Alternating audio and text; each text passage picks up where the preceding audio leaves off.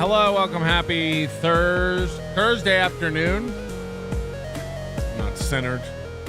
You got to get it right. You only get one shot at this. You got to get it right. And I got to eat a lot of humble pie today. I never thought it would happen. But I got an email yesterday evening from a Chadley Zumock. And it literally said, I'm bending the knee. It said, I'm bending the knee. Give me the super tips. Give me the super tips. And I was like, you're not bending a knee. I first of all, I'd be very upset if I realized that Chad was going to stop making fun of me. I never want that to happen. I hope Chad keeps making fun of me. But I realized that he really, I think, and I'm speaking out of pocket here, I think he watched that show, the last show he did, and he took a lot of it to heart. Will it last? I don't know. But he said, I blocked you when I was drunk and a loser and fat. And he said, I want to stop being bitter. I want to rebrand my show. I want to change. It was very, Hunger Games. No, I don't know. It was very, it was a weird one from Chad. He wants to stop being bitter. I expected him to do a show today and go live and test out these super tips. He's been having fun with the system. A lot of trust on Chad. I got to give Chad credit. He reached out. The team over here at Supertip, we expedited his onboarding, which, by the way, we're going to stop letting people on. Some people have just ruined it for everybody. And we've stopped taking new people on. It's because everyone emails me wanting to get super tips. Giroux. And look, I want to get as many people on it as possible. We are going to open it up to everyone. Hopefully by the midsummer, into summer, it'll be just open. I don't want to make promises on dates because everything just goes slower in real life. But we've had these people, and not even people from like the Dabbleverse or whatever, but some from the Dabbleverse. And they reach out and they're belligerent and they demand to be on it and they say they have big audiences and I'm going to get tips and trust me, bro. And then Moody has to stop all the work he's doing on important stuff. It takes considerable manual manpower to get somebody set up, and they want like 10 custom voices and they demand all this stuff, and then they never use it. They can't figure it out, or they just give up, or they just bail out of it, and it's ruined it for everybody. Like everybody's just getting a no now. Everybody's just getting a hard no now because it's like, you just gotta wait. You gotta wait until it's all automated and it doesn't take up any of our time. Because now Chad, we think will use it. Chad has been demonetized. This is like when Pat Dixon got demonetized. This is a priority for us, so we got Chad on. But everyone's just kind of getting a hard no from me now, unless I can verify you have a big audience and you do shows. Rob Saul's complaining, like, you never got me yet. It's like, you haven't streamed in months. We're not going to spend time helping people. We're not going to stop development and help people out who are not going to use the thing. So you just got to wait. We got an executive producer today. It's Scooter G. Scooter G, Hackamania attendee. You're our EP for today. Congrats. You don't really win anything, but it's a feel-good type situation. And we thank you. You get to be the EP on the show where I have to eat crow and say Chad Zumock stepped up and has allowed us to get him on Supertip, which is a big deal.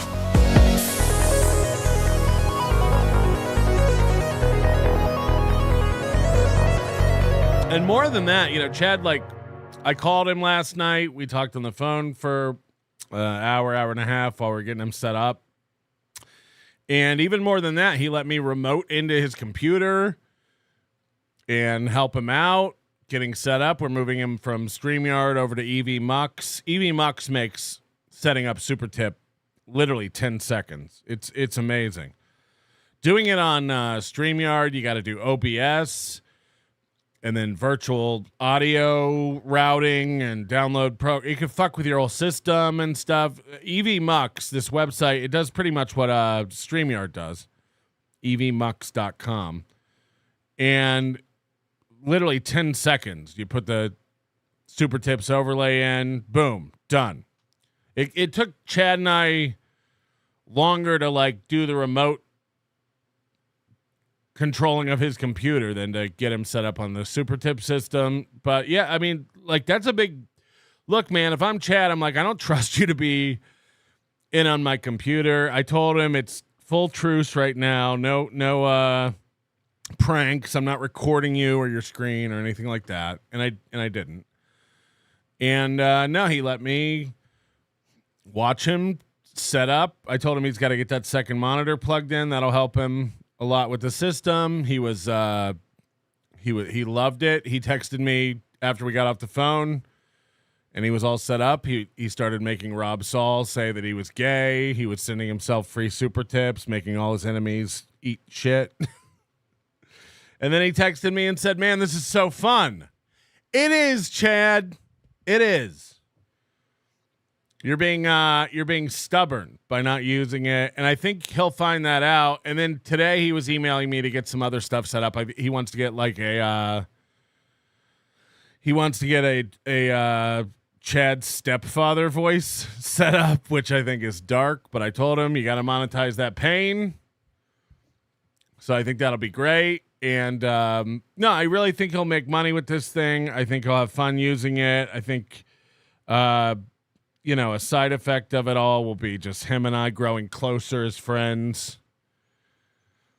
But no, you're free to keep making fun of me. I imagine you'll still fuck up and we'll keep making fun of you. But I think Chad understands on a new level now. There's no hard feelings or real animosity. It wasn't me who screwed around with his channel in any way. And, I would never fuck with his money, as Chad would say. And anyways, it was just a nice peaceful evening. He's excited about getting it all set up. I think he should be going live right now. I don't know why he didn't do a show today.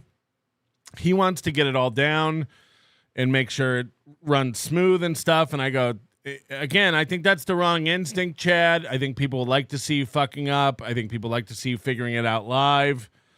I almost suggested to him last night that we live stream us working together, setting it up, but I didn't want to put him on the spot. But I think people would enjoy, watching Chad figure out super tips and sending him super tips to make him have to learn to use it and stuff. And there's no way to learn something better than just jumping in. But he's like, no, I want a new theme song. I want a new intro. I'm rebranding. I want to stop being bitter, which are words I exactly used in the last show. So I think maybe he watched that with open eyes and ears and an open heart. And we're going to see a new Chad. The interesting thing is, and we have this leaderboard up now over here at supertip.gg/leaderboard. And this is public. Anybody can go see it. Chad hasn't gotten one tip that's worth anything. He's only been sending himself free tips. But we have this 24-hour leaderboard, and this allows you to see who's doing the best on Supertip in the past 24 hours, the past 7 days, the past 30 days, and all time. So look at this. Pat Dixon, number 4 all time. So this is fun just to kind of get a little competition going as we get ready to open the platform up to more people. But Chad Zumock, number 9 down here. Chad Zumock, number 9. And if you want to send Chad some welcome super tips, you can head over now. Supertip.gg/Zman. No hyphen. Supertip.gg/Zman. That is Chad Zumock. He's all set up. And I'm number 6 on here. And that's only because we got a pre-show tip, I guess, from DK for $100. Welcome to Super Tips, one lip. Now fuck off. So I don't think DK will be heading over there.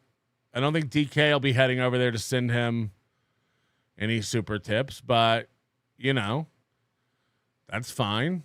That's fine. I didn't know this, though. Apparently, thank you, DK. That's very, very generous and kind. But Chad, because he was sending himself free super tips in the past 24 hours, is number 10 on the leaderboard. But you could be Chad Zumock's first real super tip if you go over, and you can click on these names. That'll take you to their show page to give. But I gotta work on this because I want to be number 1 everywhere. I hadn't streamed in the past 24 hours, so I've fallen off the 24-hour leaderboard. Where am I? Bink. But Bubba's doing well. Perry's doing well. Karmic, number 3. Yesterday, Pretty Antisocial was up here, number 3. But I'm leading in the 7 days. I'm not leading in the 30 days because of the 6 days I took off, I think, for Hackamania. So I imagine once we get past the 11th, 12th, 13th, I think I started streaming again. I'll be number 1 here again, if you guys have anything to do with it. And then all time, here I am. I'm the champion. I'm the champion of all time. Perry will pass me at some point, I think. But I was saying in our on our developer Discord for Supertip, I was saying it'll be a bittersweet moment when I fall off the number 1 spot. Because in a way, I've had it longer than other people, so it feels great being number 1. Of course, I like being number 1. Number 1's great. But I'm a very small podcaster and a very small streamer. So in the grand scheme of things, when this thing opens up to the public, I shouldn't even be on the top 10. I should be gone from this. So anyway, we have this available now. Again, supertip.gg/leaderboard. If you ever want to get to it, you can click this little crown at the bottom. That'll bring you to the leaderboard. This updates every hour. So you can stay on top of your favorite shows, see how they're doing. Eckel Pineapple's on here. The 24-hour one will be interesting because that'll fluctuate the most. Not everybody streams every day, So that'll be kind of cool to watch. Megan Fox is not the Megan Fox you're thinking of. But we do have a few people on here who are not related to the Dabbleverse, so you might not know who they are. I think we have 25 people total on the system, so it's not crazy. But this will get more interesting as time goes on. And then eventually I think this will be an exhaustive list where we'll just show everybody and what their place is. Like Social Blade, you're 178,322. G-Rob says, wow, Chad has a lot of voices. Yeah, we gave him all the voices. Por di qua moderna. What does that mean? I don't even know what that means. Anybody translate? Por di qua moderna. I assume it's an insult. Anyway, there it is. Supertip.gg/leaderboard. We're going to be keeping an eye on all the tips. And you can send in the tips too. New Jersey Ranger, can I please get a how are you? We're doing it. How are you? We're doing it. There you go. Dark Side Aaron, so hard right now. And why wouldn't you be? Here's 10 gifted.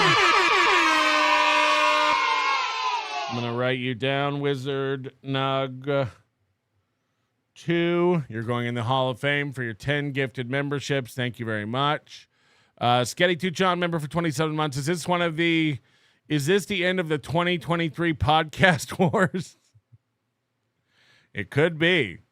It could be. Chad and I are besties now. Ghost Crusaders TV member for 14 months. KB is probably having a heart attack. He'll get over it. Karmic uses Supertip, and Karmic goes on KB's show all the time. KB doesn't give a fuck about anything. He pretends to care about a lot. Remember when Ray would never be on again after Hackamania, and then he was on a month later? AFK Swede member for 25 months. Another win for the Onion. It's a win for everyone. I think Chad will be a valuable member of the platform. Slutter Butter member for 12 months. Happy year anniversary to you. How can you be number one if KB is the GOAT? Please explain how this can be possible. Someone is an old, pink, dementia-ridden liar. I demand answers. Yeah, KB has a fundamental understanding of, like, the rankings on YouTube. Yesterday he was saying something about he was number 3 overall Supertip shows. He just, like, he doesn't understand anything. It's painful to watch. It's painful to watch a guy make an okay living at something and think he's the best at it. But that's why we love KB. That's why we love KB, right? Ewa says he will be on Supertip soon. He's welcome to use it. We'll set him up just like Chad. Chad will be an ambassador that tells people Melton is a fair man and didn't fuck with him and put everything on hold to get Chad going. But Chad's saying Chad doesn't want to like do shows until he gets a new theme song and a new show name and rebrands. And I think that's a big mistake. He's got to capitalize on this. You know, Chad's all about being the victim. And if you want to really make moves and capitalize on your demonetization and them taking it away from you and really get the goodwill from the fans, I think he needs to go live. I don't know why he's not streaming. You got to get it going, Chad. Get it going. People want to see you struggling with the super tips. It'll be very, very funny. He was loving it. He was doing Kumia and Rob Saul, and he's making them say stuff, and I could just see him. Not literally, but I could just imagine him sitting in his little studio going like, oh, Rob Saul said he was gay. So I think it'll be great. I think it'll be fun. And DK's regretting giving me $100, saying I'm not sure I like nice melt. Oh, shut up. We all got to be human at some point, don't we? Tim Bollinger says, I've been thinking about you all day. Same. Max Bringle says, World War III is coming. Elon versus Trump and Chad teaming up with Melton. Yeah, I saw this. Elon Musk is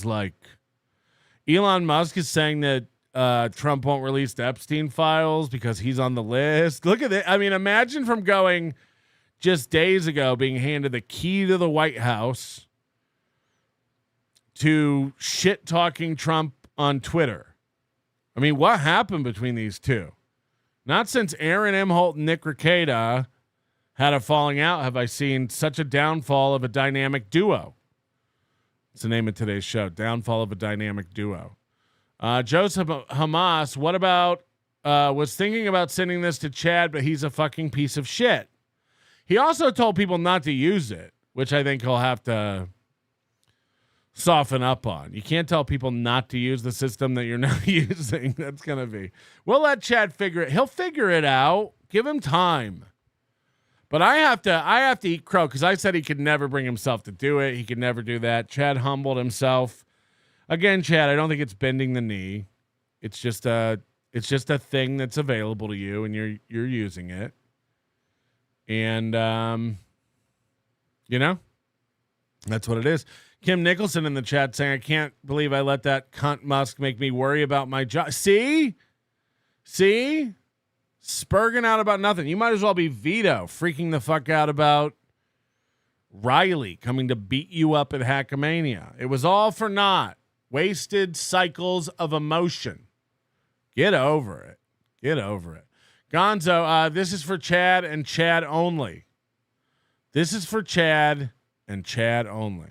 But he sent it to me, so I'm not sure that works. Gonzo said, I Supertip Chad and now all my credit cards are maxed out. Who do I contact? That you don't have to worry about that. He doesn't get your credit card numbers. We're actually helping protect Chad from himself. He won't get your he won't be able to charge you. It's not how it works. It'll be interesting to see though. It'll be interesting to see. It's on each creator to not be a piece of shit and dox their tippers. So I am giving you this one chance, Melton. So you better not screw me over. And please spend the 10% from Supertip on wings and fries to help your hunchback grow.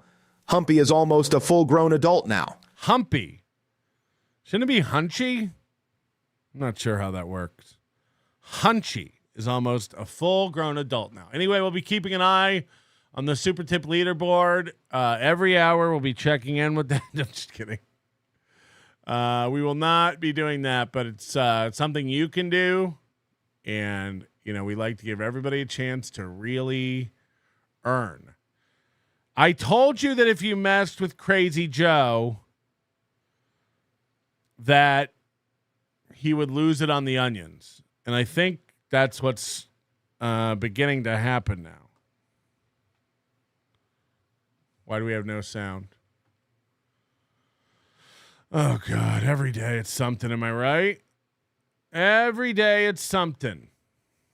Hold on. Let me go in here. Let me try to fix things.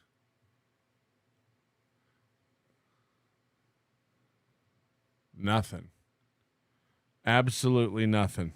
Hold on. Do these sound effects work? Yes. Do these sound effects work? Good. Yes. Why do we have no, every fucking day? Now watch this. If I restart Chrome, it'll come back. Maybe. I don't even know. Hold on. Let me try this first. I installed some updates before the show, like a good boy.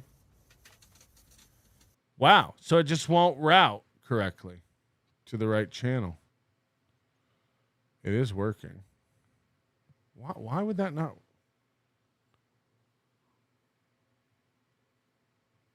Very weird. All right. We'll have to do this hot fix. This should be fine. They're having like spasms. I love making videos. I really do, especially to torture my enemies because, right now they're just going. Are you guys feeling tortured? I told you all it would take is a couple onion comments and he would lose his mind. And you guys apparently went over there and did that and it worked. They're having like spasms, because they know the truth is right here, and I'm torturing them right now. Believe me, they're climbing the walls, especially that jerk off little weasel, the one that sucks the dick of Ratso Fatso. Yes, Eric Pincher. I love sucking the dick of Ratso Fatso. Anyway, what I was saying before, and I got to get ready to start my day, so this is the last video. But I think you guys deserved an explanation as to why I haven't done. Explanation. We need a whole. We need to start compiling like a wiki dictionary of Crazy Joe words On the show, and I explained everything, and I think you guys will be very understanding. Will let me have a few days of leisure, and he does look cleaned up, doesn't he? Like, if you hold on, how do I? He does look like he's like freshly washed. He's got a new clean shirt on. I've never seen this. Is that tooth floating? Is that like that rock in Los Angeles that you can walk under? How is that tooth floating? Oh shit. That's magic. That's actually magic. It looks like these two teeth are splitting into two teeth right before our eyes. That's actually impressive. Like, I don't even understand what I'm looking at. Decay? No, that's like black. That's like nothing's there. That's crazy, Joe. I really, really looking forward to that few days of leisure. Because I need it. I really do.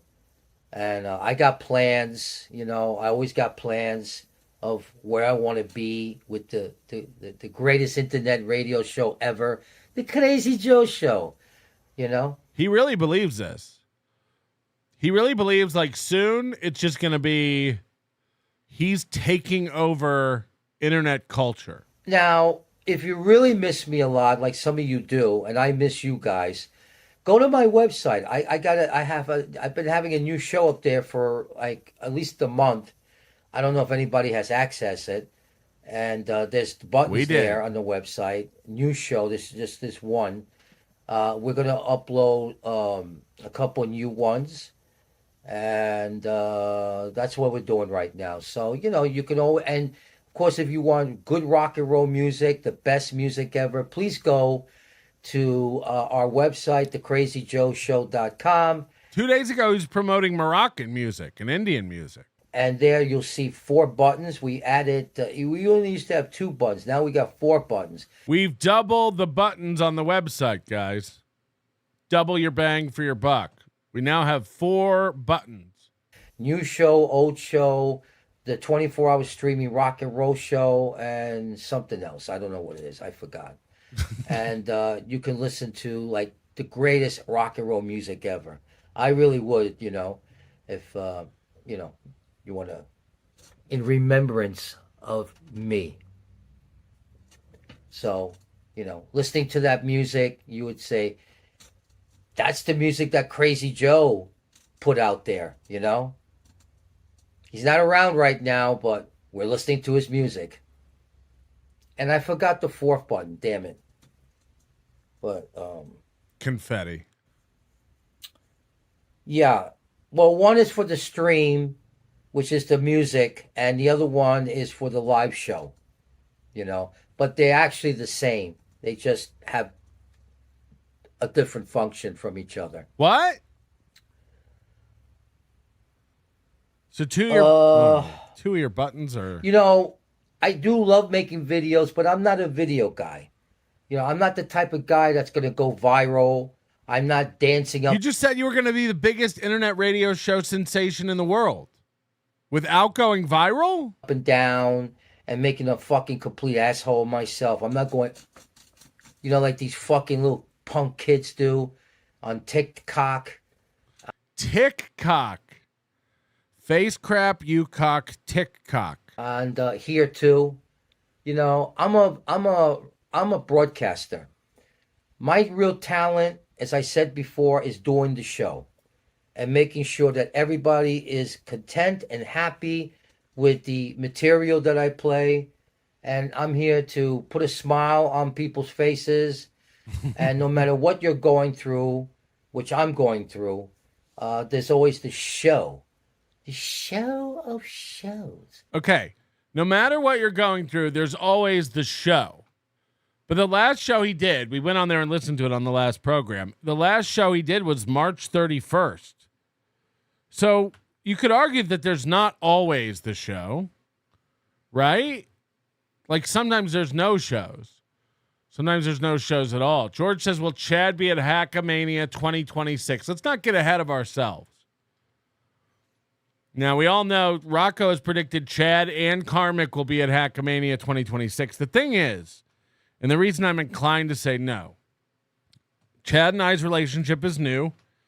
It's blooming. It's blossoming. And I don't want to get hurt. Again. So it's very easy that, that could happen.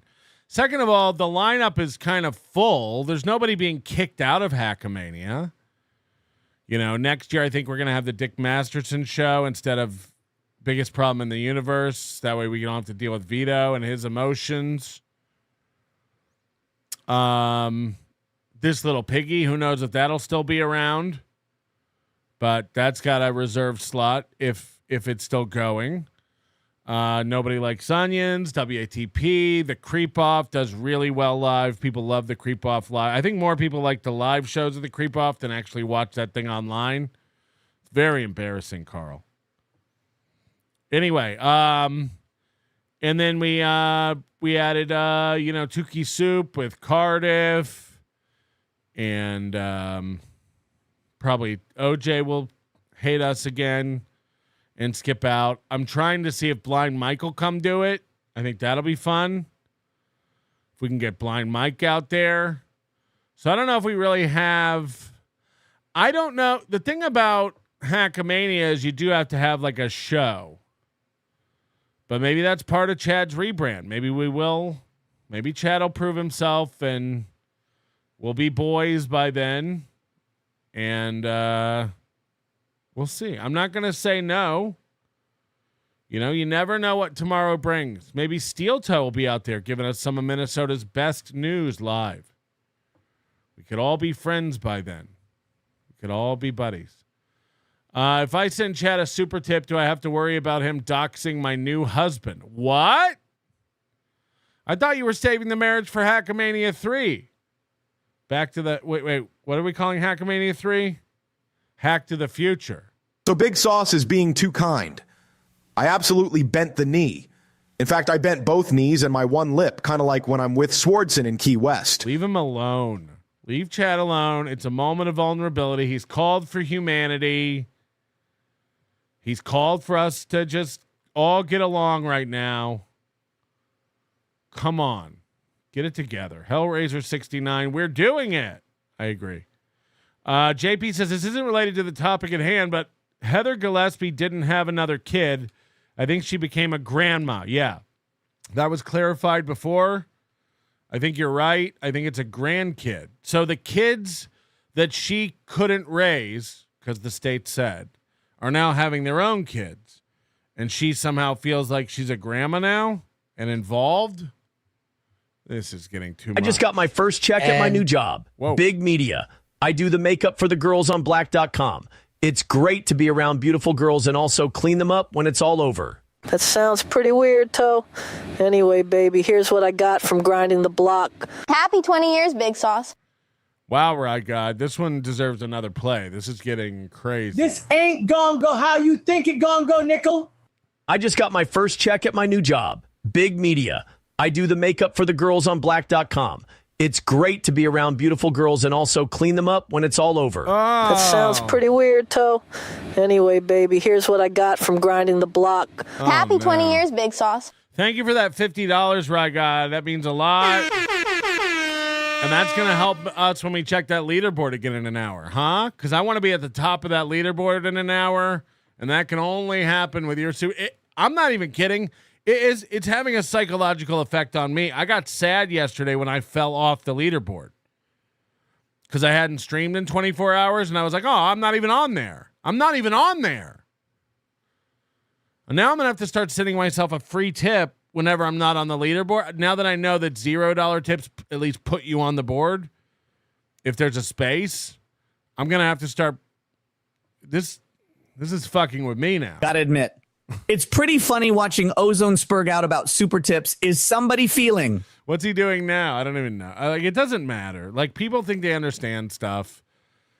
We have a working relationship with Google/YouTube that we've, again, poor Moody has had to spend hours and hours and hours across months and months and months getting compliance done. So I don't worry about us. We're all fine over here. And, to make you happy, to entertain you.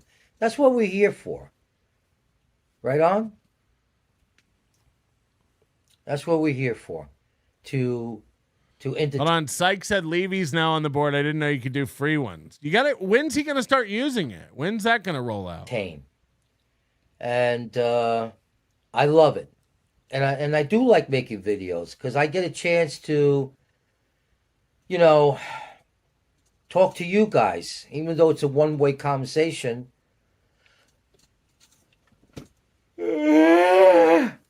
What the fuck is going on? He did. Remember when he took off his glasses and did that yawn yesterday? You know, talk to you guys, even though it's a one-way conversation.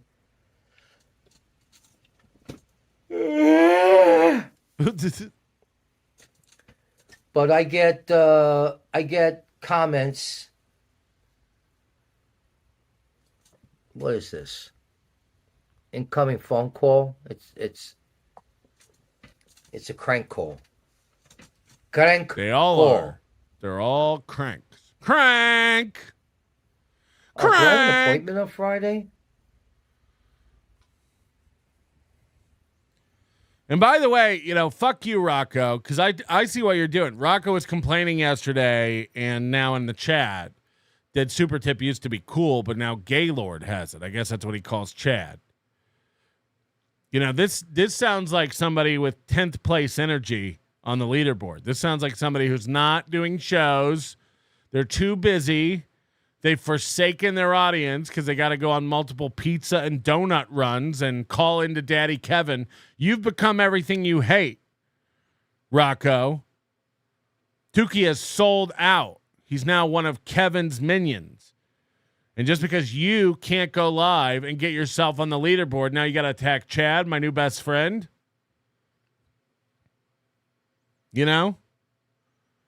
How dare you? How dare you? Just because Chad's finally doing something, finally going to make a little money, you feel jealous. You got to come in and shit on Chad. This is pathetic. This is actually pathetic. Hold on a second. I have a medical appointment on Friday, but I don't know. Why is this live? Man, I got too many fucking appointments, which is really interfering with my life. I don't mind being... Okay, I said every Gaylord is on Supertip. Yeah, but you didn't complain until Chad was on it. You were fine when Karmic was on it. You were fine when Pretty Antisocial was on it. Now that Chad's on it, you're bitching and complaining because you can't make the leaderboard. This is pathetic. Sick, everybody gets sick, but I'm having all these issues from my stomach, irritable bowel syndrome, possibly. And Rocco can't call in and defend himself. He could call in and defend himself, but the phone system, he told me to get, sucks ass and doesn't work. Everything's falling apart over here at Onion Town. I need an operation for my bladder because, I pee like 15 fucking times a day. And, I'm just honest with people. If I got to say, that I'm sharing my life. I really need JT to help me get that working. I'm not even kidding. We might have to make JT our new phone screener over here. Just somebody else I'm going to have to start paying.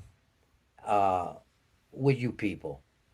And you're going to get to know me as well as possible, And I think part of being a real human being and a real broadcaster at the same time is to tell people what you're going through.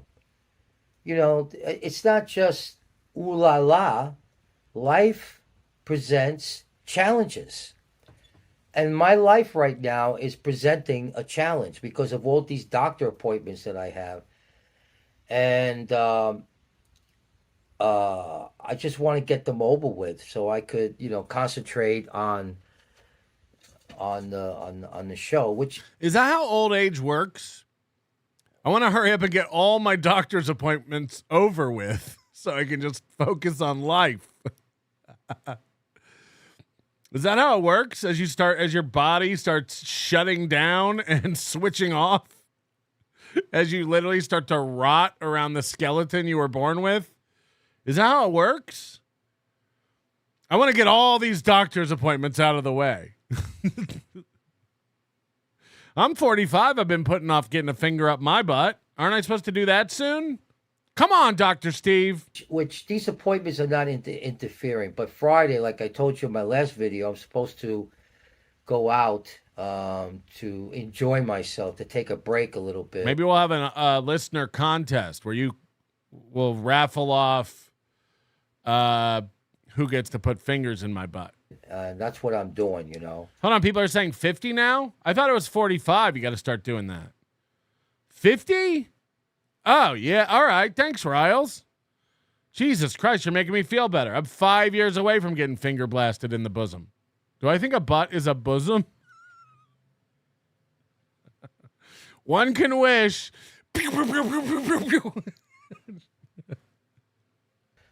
Not abandoning anybody. I'm not fucking around. That's why I made 3 fucking videos to let everybody know that I needed a little break, and I'm behind.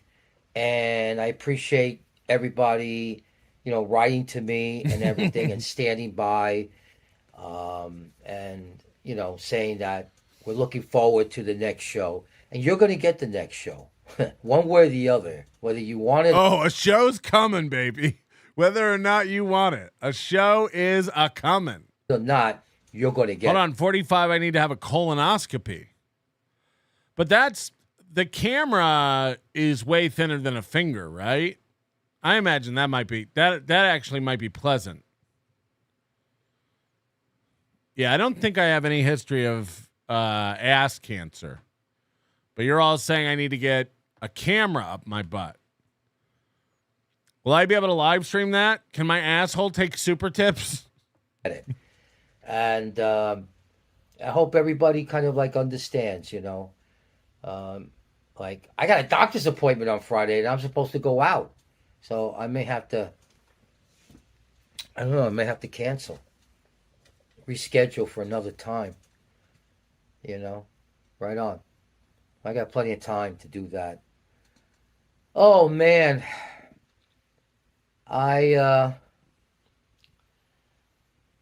think I'm just going to leave right now because I did make 3 videos. Right now we're approaching the 10-minute mark. And I was glad to talk to you guys. I hope you guys understand that I just needed a little break and I was overwhelmed by my schedule. And I'm going to be working on a show tomorrow. Maybe get it done. It's all coming together. I generally don't do shows on the weekend because everybody kind of goes out and everything. But I don't do shows on the weekend because everybody goes out. I don't, but everybody does. And I know you're going out and you're having fun, so I don't do shows on the weekend because you're going to be busy. So what's the point? I hope to have... actually, I will have it done. I'm going to work on it tomorrow and the weekend, and then have it ready for either Monday or Tuesday. For those who wondering what he's talking about, he literally records his shows to tape cassette. I will hit my knees and worship your wetness. Felicia. I'm good. I just used your show for clout. Keep hitting on that young dude, Taz. Nah, you will enjoy, and I will get you prego like a real man. Speaking of young dudes, oh, no. My husband keeps hanging out with that young Italian ventriloquist dude. Kiki needs some attention. You want to drink Crown and hook up with me and my mom? Whoa! Hold up. No real man would do Michaeline. Here's the plan. You get me to the edge, and she can be across the room, and I'll blast on here. All right, Rygod, thank you. I better be on the leaderboard after that one. That's 250s from Rygod. You know, if I'm not on the leaderboard, I might end it. And looking forward to it. It's going to be the R-rated comedy show. So you guys... No real man would be with Michaeline. Didn't they tell a story about how they both fucked the same dude at a bar? Kiki and her mom? Ugh.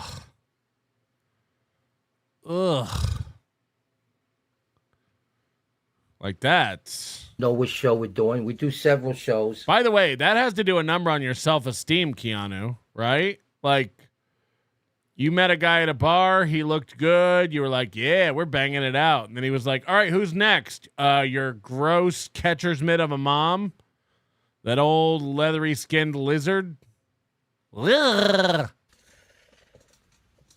And one, of course, his name was Dwayne, so he was a brother. This is the Joe's Rock and Roll Power Hour, and the R-rated The Crazy Joe Show. That's just the R-rated comedy show.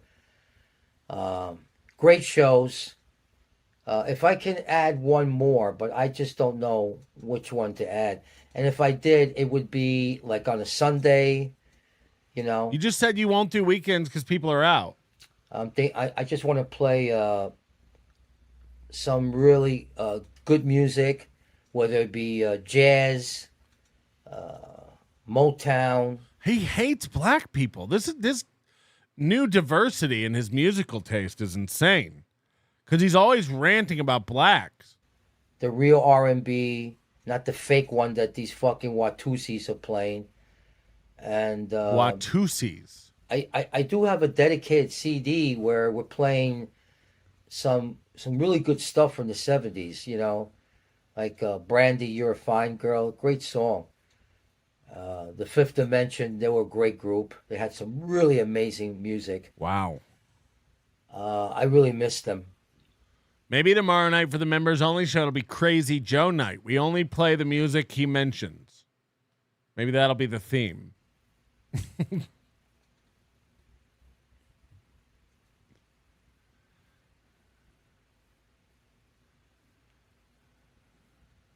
So,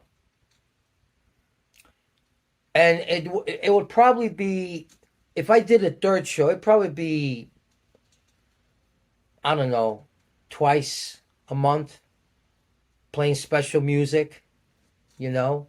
We still want to play the segment, A Man and His Music, which is my original material, songs that I co-wrote with somebody, and songs to rot in your chair to. I think that would be very interesting. I think you'll love that. So the title of that will be A Man and His Music. Gee, the time really goes fast. I'm looking at my counter over here, and I've already done a little bit over 11 minutes. Whoa! And to me, it feels like only 2 minutes. Peace and love. Peace and love. That's how April signs off. We're going to hear about that later. Gonzo, do you think Steel Toe is on drugs? He be acting a fool. Yeah, we do have a couple Steel Toe things to go over later. His show has become just insane. And I can't get involved with him and Nick going back and forth. It's getting, you know. Next up, cats sleeping with dogs, flies putting out people strips. What a topsy-turvy world. All right. Moody said last night that he had updated the Patrick voice to be more accurate. And now he's sending a sample. This will be my first time hearing it. Let's hear the new Patrick voice on Supertips. Hey, check out this new voice. I have a hunch that it sounds more realistic. I also have a hunch. All right, shut up. You don't have to insult me when you're sampling it. Hey, check out this new voice. I have a hunch that it sounds more realistic. I also have a hunch. That's pretty good. This ain't gonna go how you think it gonna go, Nickel. This ain't gonna go how you think it's gonna go. So then Joe did another video right after that, and this time he's very upset at the Onions. This is 18 hours ago. And the reason he's doing this, if you check out the page the video's on, look at this. The Onions are raising money so you can get dental work. Onions are on your side. What are your thoughts on 80s metal? Can't wait for I the will show. co-host for Heat. Whoa! Also, want to thank my good buddy Aaron, who thought it was too homosexual to lift me up and give me a ride to the hospital. Now I got a $6,000 ambulance bill.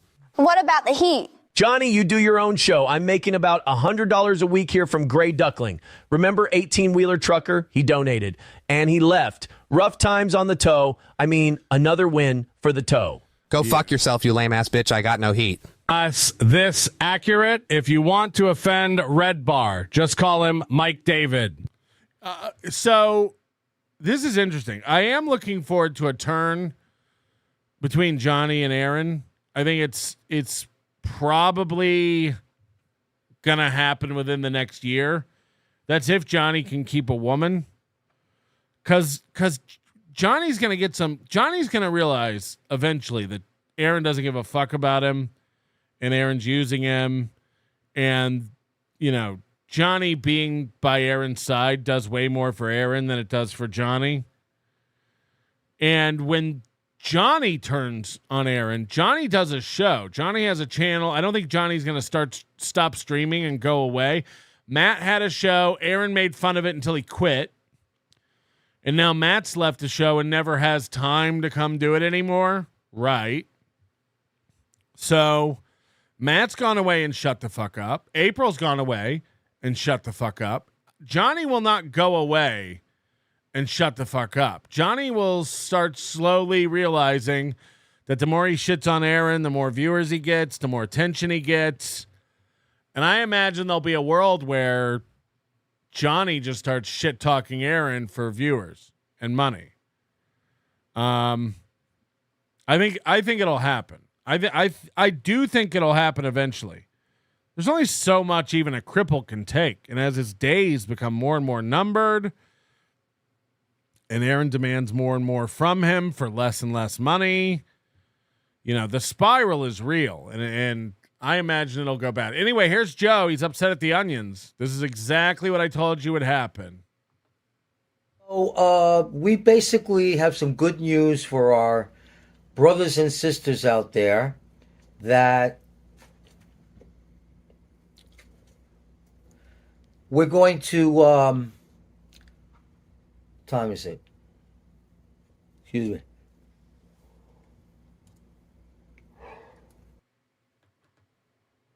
Holy hair knuckles. I thought he was dirty. I thought he was changing his own oil. I mean, this is straight out of Phil Hartman, Lawyer Caveman. Holy shit. We might be dealing with a werewolf. That's not a natural amount of hair. That's not a normal amount of hand hair. Holy shit. He's got more hair on his hands than Aaron Imholte has on his head. Holy fuck. Holy fuck. All right, I got to see this.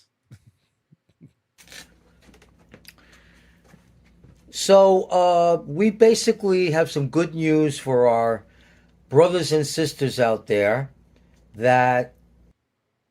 It also looks like he's using one of those old age filters.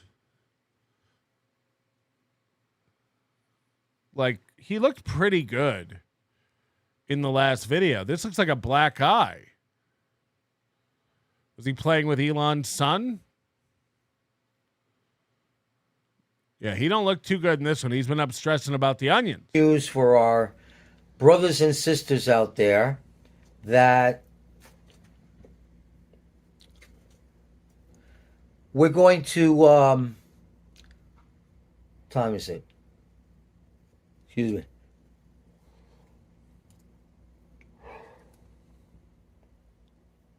Work on the show tonight, because it's nighttime here in New York, and work on the show. Right. To put it together the way we know how to do it. I just have a question out there before I get into the... what are these fucking douchebag onion cocksuckers doing on my channel? Woo! Like this fucking S-wipe We got him. Josh, which is a faggot name. Hold on, what is it? Like this fucking S-wipe Josh, which is Josh. A faggot name. Who's Josh? Identify yourself. Get the fuck out of here. Go get a fucking suck job for your fucking fearless leader out there. Well, he's not fearless. He's just a fucking punk. He's a douchebag, just like all of you fucking jerk-offs. Most of you are douchebags. Most of you. So go take a walk somewhere. Off a long pier. Go stick your fucking head in the sewer hole. Go get fucked in the ass by Milton. Get the fuck out of here. You don't fucking belong here. And if you know what? I'm going to make an example, probably, of one of you out there that's got a big fucking mouth, because a lot of you are punks and cowards. He looks like Kramer. And chicken shit. And you hide behind the fucking internet like the bunch of fucking douchebag dickwads you really are. Stop hiding behind the internet. Okay? So I may have to make an example of one of you. Right on? And you will not be here. Whoa. I promise you that. So, with that said, to the brothers and sisters out there, we are going to come back bigger and better than ever with a great show that we're going to be working on this week. And I can't promise you anything, but it should be done to where we could do it on Monday. But I don't want to make any guarantees or promises.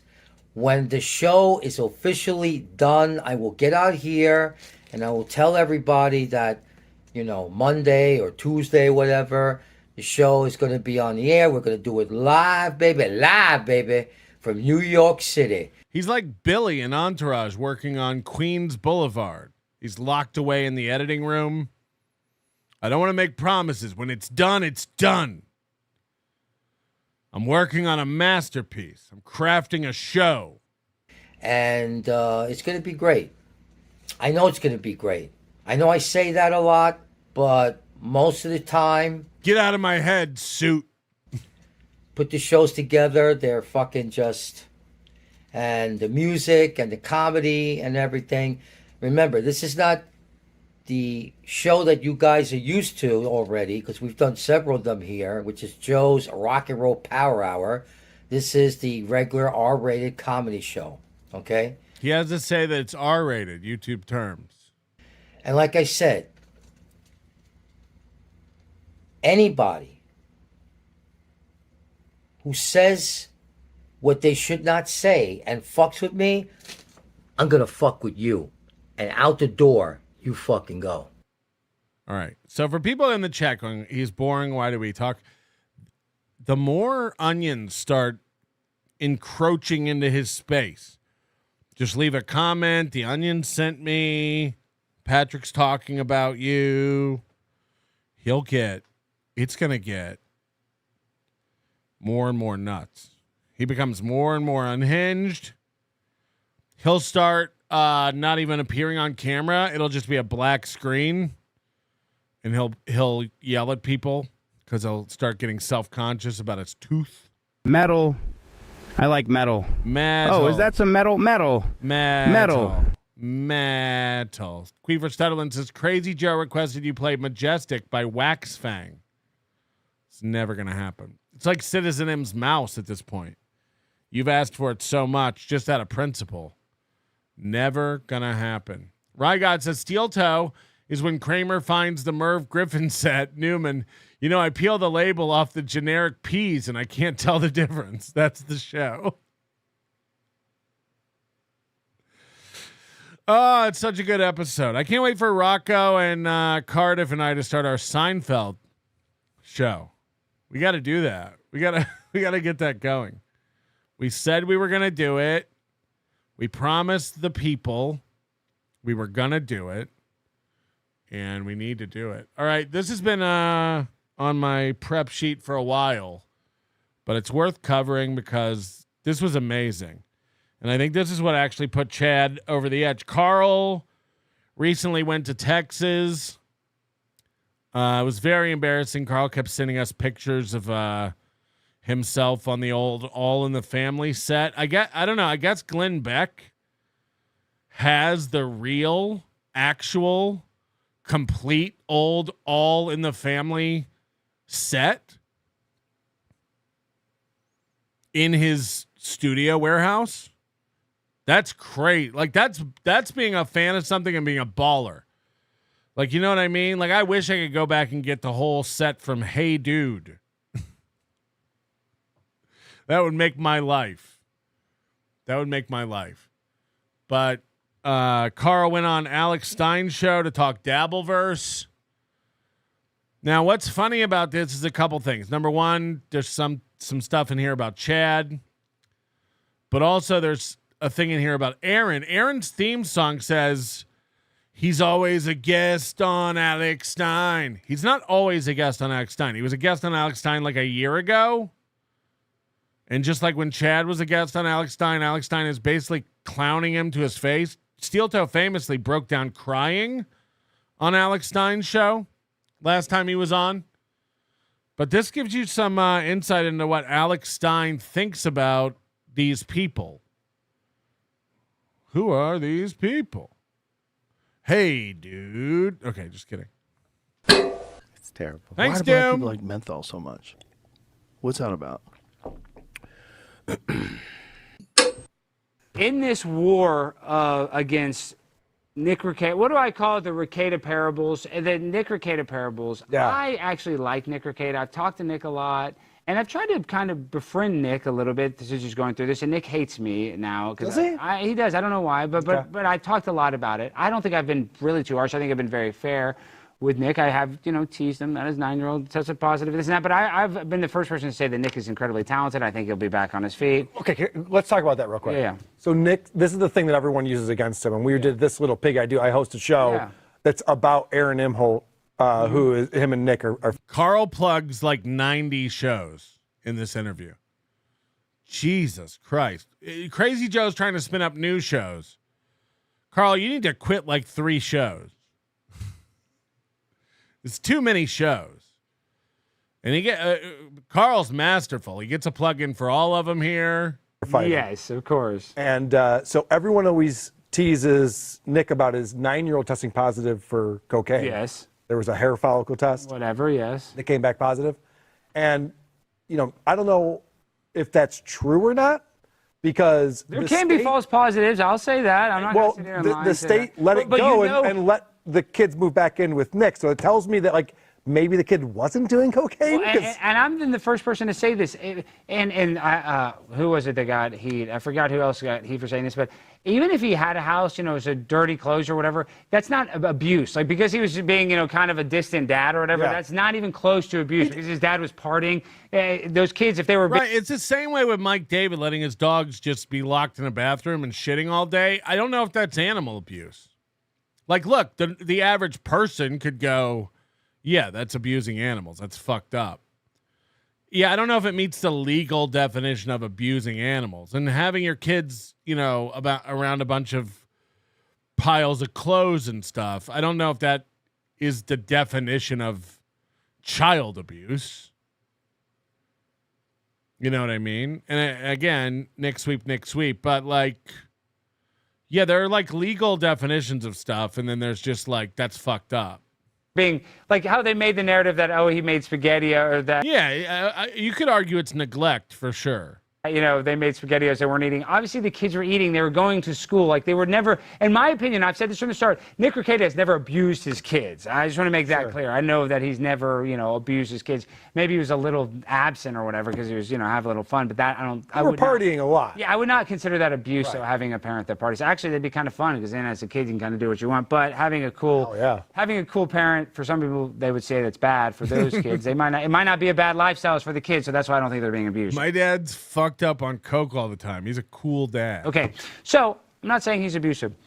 In the steel toe drama, though, Aaron, who was the cuckold, and Nick was a cuckold. Yes. I am empathetic to Aaron only because I feel like he's the one that got robbed the most in this situation. I feel like in this situation of the quadruple, of the throuple, whatever you want to call it, Nick did come out on top. He got Aaron's girl, and he got to keep his wife. Yes. So I feel like Aaron did get bamboozled the most 3 versus 1. If just trying to be objective in how I see it. Right. And bamboozled implies that somebody did something fucked up to Aaron. basically like his wife just met another man and went, oh, this is way better. You know, she didn't get tricked into leaving him. She was like, wow, Nick treats me better than Aaron. I mean, that had to happen at some point, right? Look, I'm sure drugs were a part of it. But Aaron wasn't bamboozled into losing his wife. That's insane. And wouldn't you think that he'd play the victim card instead of like acting like he was like Nick is a cuck? That is it's true. It's very odd the way he plays it. That is true. He's always like, another win for the toe. Yeah. He always acts like he's winning in all this when he lost his wife to but isn't guy. that shtick? Doesn't he know? And Aaron's probably obviously going to watch this. I think Aaron knows that his life is imploding. Aaron knows that his life is imploding. You hear that, Aaron? That's your boy. That's your boy. Now, again, everyone knows Aaron's life is falling apart and has not gotten better over the last year. This hasn't been one of the best years, even though he says that. We all know that's true. This is your boy, Alex Stein. He's always a get. You're not. You're not. This is what Alex Stein thinks of you. I know that Aaron... And I'm not saying... You got to get Aaron on this show. I'll have Aaron on the show. But Aaron... I would do Aaron's show if he would have me. I don't think he would. But by the way, I'll do Aaron's show if he'll have me too. Ball's in your court. Aaron's welcome to come on this show. Aaron's welcome to come on this little piggy. I'll go on Aaron's show. You're welcome to, if you would ever face somebody with real criticism who's not a mental midget who you can't spin circles around and distract. We're all open for it. Well, you do a whole show about him. It's a little different. My criticism of Aaron is not as deep. I'm just saying I think Aaron would admit that he lost his wife at the time. So there's no way to go through a divorce and be a good thing. Yeah, I don't even have to get paid like Kiki. You don't have to buy your friendship with Carl or me. Not really friendship, but you know what I'm saying. You know what I'm saying. Everybody else, the only reason they're going on these shows is because they get paid. It's like when the minute you're paying somebody to agree with you, it like the credibility does get called into question. There's just no way. It's temporarily. Yeah, yes, you don't get married. You want it to last forever. Yeah. So I'm just saying his life has been taking a little downtrodden. He tries to say another win for the toe, but obviously he's not happy that he went through a divorce. No, but it's impossible to go through a divorce and be happy. So and now he calls out his ex-wife is April. Yes. She used to be a co-host on the show. Mm-hmm. So a public figure in every single way. He made her a public figure, and I think that's part of the problem. But anyway, now he has like a theme song that calls her a co-core. So the show starts off every episode calling his ex-wife a co-core. Yeah. Because he's angry about it. He's angry. Yeah, but the theme song also says he's always a guest on Alex Stein. The whole theme song is just roasting him. He lost his wife. He's still trying to get revenge. To be fair, though, I've heard people call their ex-wives worse things than a co-core. On a show in your theme song? I mean, once again, I don't want to defend that. No, Glenn Beck would never do that, and I'm not defending that. I'm just saying I'm not surprised that he's laughing at the fact that his wife was getting blasted by Nick Rekieta. Like Aaron is to blame in this for even participating. Aaron is guilty, but I also do think that he was a victim. Well, we also found out. So we did a live show in Vegas, Hackamania. Yes, it was incredible. A few weeks ago. It was incredible. Nick Rekieta. Thanks for the plug. Came down, he shared some text messages. I think all of this is gross. I would never be into people's personal business. It's so gross, yeah. It's but so you made gross. Thousands of dollars. It is gross, but it's funny and it's Listen, lucrative. the only reason why I would even do this kind of thing is because Aaron was the one that came out and told all the secrets. He did. He was the first person. There was no reason to do this. And this is one thing. It is the whole reason they got in trouble was Aaron. I know. Yes. I mean, Aaron doesn't want to admit it, but Aaron going and saying that. I thought that was weird. I did think that was out of character of Aaron when he's like, "Yeah, we were doing Molly and ecstasy out of the blue." You remember that? Yes. Like people accuse him of it, but then he. Hey, Moody, Kevin Hatz, he says he's having trouble super tipping. What's the problem? You better fix this before the next leaderboard update. I swear to God, if I'm not number one on that leaderboard, I'm gonna live. I'll do it live. The fact that he all of a sudden his narrative changed, where he's like, "Yeah, we did do that. I did it 2 or 3 times." I was like, "Why?" He was lying the whole time. He's like, "No one better say that April's doing coke." It was so clear. She was drunk on stream. You know what I mean? I'll ban you. And then he comes back a few weeks later. He's just like, yeah, so April's on coke, and we were all fucking. And all this. By the way, I can't wait to see the comment section. No one could be following this conversation. No, what are they saying? Alex and I go so deep with this stuff. We're just talking about things that there's no context for at all. No, they'll figure it out, though, the people that are into the Rekieta. I hope so. So, Aaron, in this whole thing, he's the victim, but now it comes out that is Nick winning by saying that Aaron ate his jism? Is he winning by even saying that? Isn't he telling on himself? I don't believe in winning and losing. You're right. I think that's a weird thing that Aaron's come up with. Like everything's a win or a loss all the time. It's like we're all creating content. Like, for example, we just did this Little Piggy episode. I host a show called This Little Piggy on Fridays, and 6.5 hours it went. Because we had Nick on and then Keanu. That was Thompson a legendary show. Everybody needs to go watch this. Go on, here are these podcasts, YouTube right now. It's a 6 hour. Station on NLOs. Okay, we go back and forth. So nobody likes Onions had it, unfortunately, because he made a shit ton of money. I made a damn. What a bad. You got the bad luck on that. I'm the one who sent Keanu the link, but he makes all the money. But anyway, it's Yep.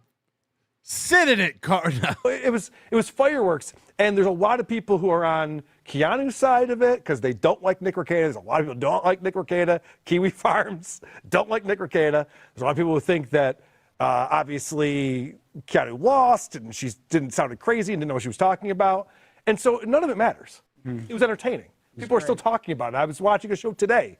They were still breaking down the footage of what happened. It was hilarious. I want everybody to go watch it. I was going to pull clips, and I'm like, just go watch it. But Nick did call her the BIT, and I'm not one to. I call some people some wild names. He did call her a bitch. There's a lot of name calling. He called her a lot of bitch. A lot of name calling, which is, you lose the argument when you start calling people dumb bitches. I thought he was losing that argument, but there's some stuff that he was right about. But this is. Then I go and watch. I had to watch a little bit of Aaron's coverage of this. This is one criticism I have of Nick, though, after watching this, that I thought Nick was like getting mad at Keanu. He's like, "Fuck you, Keanu! You went after the person that I love," as if that he's still in a relationship with April, and he's not. He's heartbroken. So obviously, he's heartbroken, but he's acting like he's hurt. It's like it is crazy that this chick broke these two men. That's nuts. There's nothing special about this girl. Other than April looks like a really cool bird today. That's it.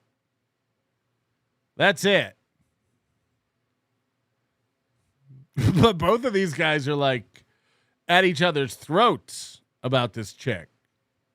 I don't know if it's Keanu's fault. It sounds like you're just heartbroken. I don't think April likes Keanu at all because I don't think was they're that reading great her private text messages. I don't think that they're that close either. Because show. Keanu couldn't find the text message until 2 days later, right? It's weird that she sticks up for her friend April, and I think April hates her. It's all virtue signaling fake. And I love Keanu. I'm not even hating, but Keanu doesn't. I love Keanu too. I'm friends with Keanu and Gino. She couldn't give two shits about. There you go, Keanu. Everyone sees through you.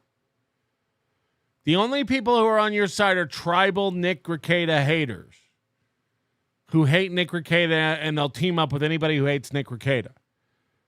Everyone knows you don't give a fuck about April. Everyone knows that. That's common knowledge. If Alex Stein's aware, everyone knows that. She probably doesn't want April to be in a gutter dying, but she doesn't really care about her love life. That's the other thing, too. And so, Alex, this is the weird thing, because being on the internet perpetually and thinking that you know these people and stuff. So Nick Rekieta has all these detractors who really dislike him, and it's because of this kid stuff that we were talking about, testing positive for cocaine or negligent parents. Once again, we do not think that he's an abusive. I've defended on that. I do not think he abuses kids by being a party animal. I don't think that's. But why would anyone give a fuck about 5 random kids in Wisconsin? Well, that's what everybody tells you. Minnesota. In Wisconsin or Minnesota, whatever. There's a line down it, but they're two equally. Get it fixed, Moody. He says to in her sortira. He a cha-cha-cha. For the leaderboard. That's Scooter G, our executive producer today. He's able to head over to Supertips. He's able to get it working for the leaderboard. For the leaderboard, Leader-a-cola board. Whatever. Anywhere. But everybody says that. That's kind of, and I do that at virtue signal because everybody cares about kids. So it's an easy cause to get behind. And there's millions of kids. I know, but you're always right by saying it's just the easy win. It's the easy virtue signal. It's like, oh, well, Nick Rekieta's a good guy. Well, no, he's not. He didn't treat his kids right away, and you're like, okay, it's hard to argue that. It's like I go to these college campuses and sometimes the arguments are hard. Somebody said KB wants super tips. We might, actually, now that I'm thinking about it, we might not let, We might not let Kevin use it because I know he would beat me on the leaderboard, and I don't know if I can have that. Right now, I'm kind of like the king. You know, right now I'm like the cock of the walk. I can't have Kevin coming in showing everybody how little I actually make. This Sergio Abrego Garcia, how he got kicked out. Even Trump admitted that we didn't give him the due process. So people are like, "Are you like the Trump?" Matter of fact, if Chad starts beating me, we're shutting him down. Administration's not giving due process, and I'm like, well, of course I don't like that. You know, there's just some arguments that you just can't win. You know what I mean? Also, having a shitty childhood is really good for creativity. It's one of the best things for creativity. Yeah. I mean, they're the best kids and the smartest. You think Richard Pryor would have been Richard Pryor? Okay, you're right. You're right. Just Jules says that's sneaky. That's snaky. You're right. We'll let Kevin use it, but we'll like hard code it in there where he can't appear on the leaderboard. We'll just make him like ineligible to be a leader. You didn't grow up in a crack den? Well, and it's funny you bring that up because that's a segue to the next guy, Chad Zumock, a guy that I love that came on this show. We brought up his criminal history, and I do love him. He hates me, comes after me, he comes after my girlfriend. He's really just... He hates everyone. Sounds like a great guy. Chad, you got to stop being a piece of shit. People can change. He hates everyone. But I'm so empathetic to Chad, and you don't have the same empathy. No. His mom was dating stepdads that were beating Chad's ass. Have you met Chad? So that is like according to Chad. Okay, you're right. Chad could, and Chad is full of shit. Chad is the big. He said I like Chad, but here we go. Biggest lie. See, now you beat me. You're good debating because Chad is so full of shit. Chad would lie. It would be Monday. Chad would tell you it's Wednesday. I mean, Chad, you could not trust him to tell you the truth about the time on the clock. So you are right. That's a good point. Chad's worried about me, you know, teaming up with me. Like, how do I know? Moody, this system better be secure because Chad, we could have let the fox into the hen house here. What if Chad figures out how to steal everyone's credit cards from everybody, steal all the other creators' money? I didn't even think about this. What if Chad's got the upper hand now? Chad could be dismantling Supertips from the inside right now. Maybe he was lying, but for some reason, that is such an embarrassing and personal thing. That why would you lie and say that you're beat up by stepdads? And for me, like I think of like the movie The Butterfly Effect, where the kid gets abused by a stepdad. That's like a horror movie. Sure. Because the stepdad, that's the worst. Because then my mom dated guys. Back in the 1990s, I was a phone freaker. I used Telnet to remote into the payphone. Then I'd make it ring or call for free. For the Bell telephones, I'd use the red box and get free long distance. Sure you were zero cool? Did you yell free Kevin too? Honestly, I think the hardest call in tech support history would be any call from you. Sir, do you see the Windows button? No. I can't believe that we just had a Kevin Mitnick reference on the program. That's deep. That's a deep cut.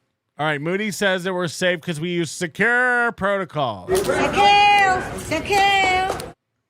We're all secure. Dad got remarried too. And my mom, all the guys were really nice to me, but like if a guy was bad to me, it could have really... You're probably bigger than them. Well, I wasn't. You're like, oh, you're dating my mom? Well, my mom? I mean, maybe I was a little bit older. I don't know. I'm just saying it could have been bad. None of the guys my mom brought home were bad, but if they were beating my ass, your mom's always going to take the guy that she's banging side. So I feel like... I wouldn't think so, but yeah, okay. You wouldn't think so, but I would think in this case, Chad's mom is probably going to...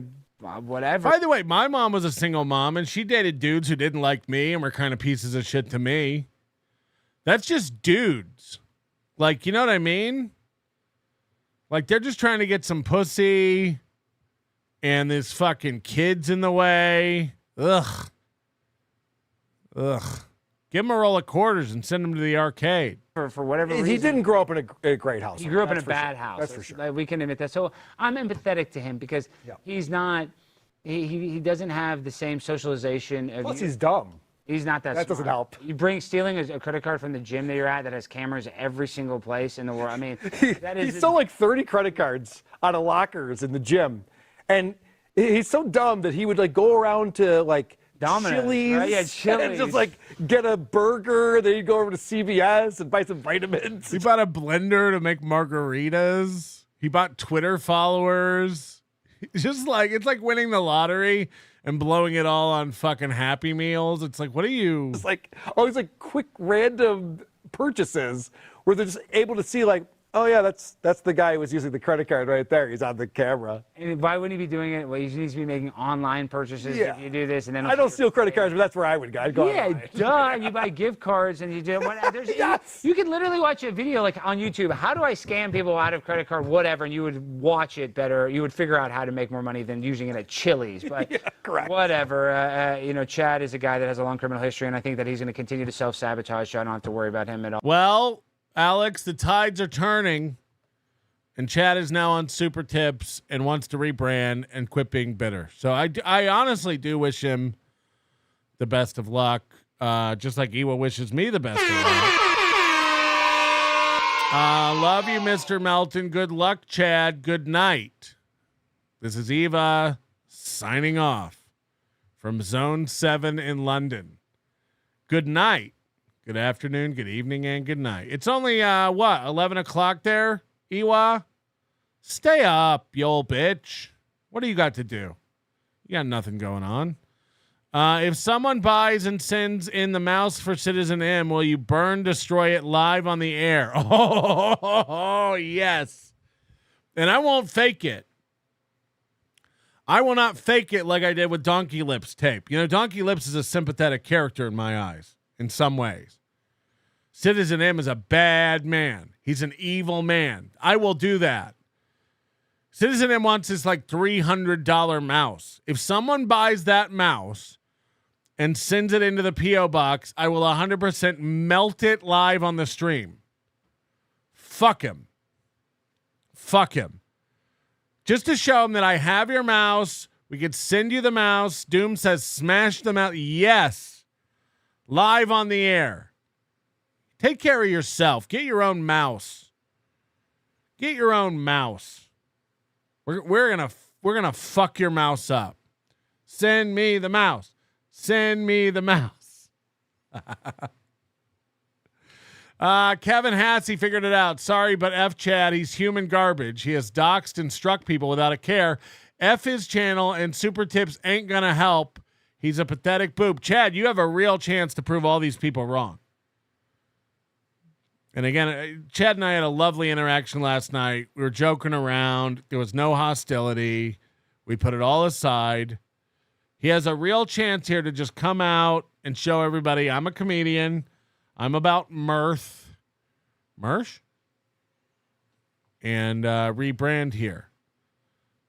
But you got to get going, man. You got to show us how it all... Did I die? What the hell happened to me? Shut up, bitch. Did I die?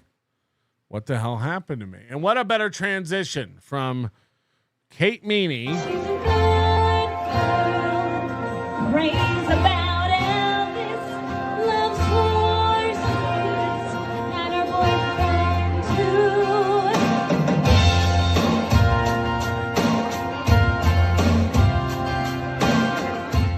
From one vapid loser whore to another. Ashley Cummings. Whew. We got to talk about it. She's on MLC yesterday. And again, Doom killing it. He takes these breaks, but then he comes back stronger than ever with these clips. And Ashley Cummings is in a pickle. She's untalented. She's trying to start businesses. No one trusts her to be a breathing expert or a life coach or a yoga lady or any of this stuff because, frankly, she's a mess. Her own life is in a spiral. And as it turns out, she's fucking poor. She revealed yesterday that her disgusting dog shit filled popcorn ceiling apartment cost $3,000 a month in Los Angeles. But living in Los Angeles and looking like movers and shakers is far more important to these people than living a comfortable life. Same as we've seen with Michael Ray Bauer. Ashley Cummings is a wreck. She's a mess. Just like most of the Red Bar, rock solid Red Bar fans that we see. Goldfold, Citizen M, Comedy Shaman, Ashley Cummings.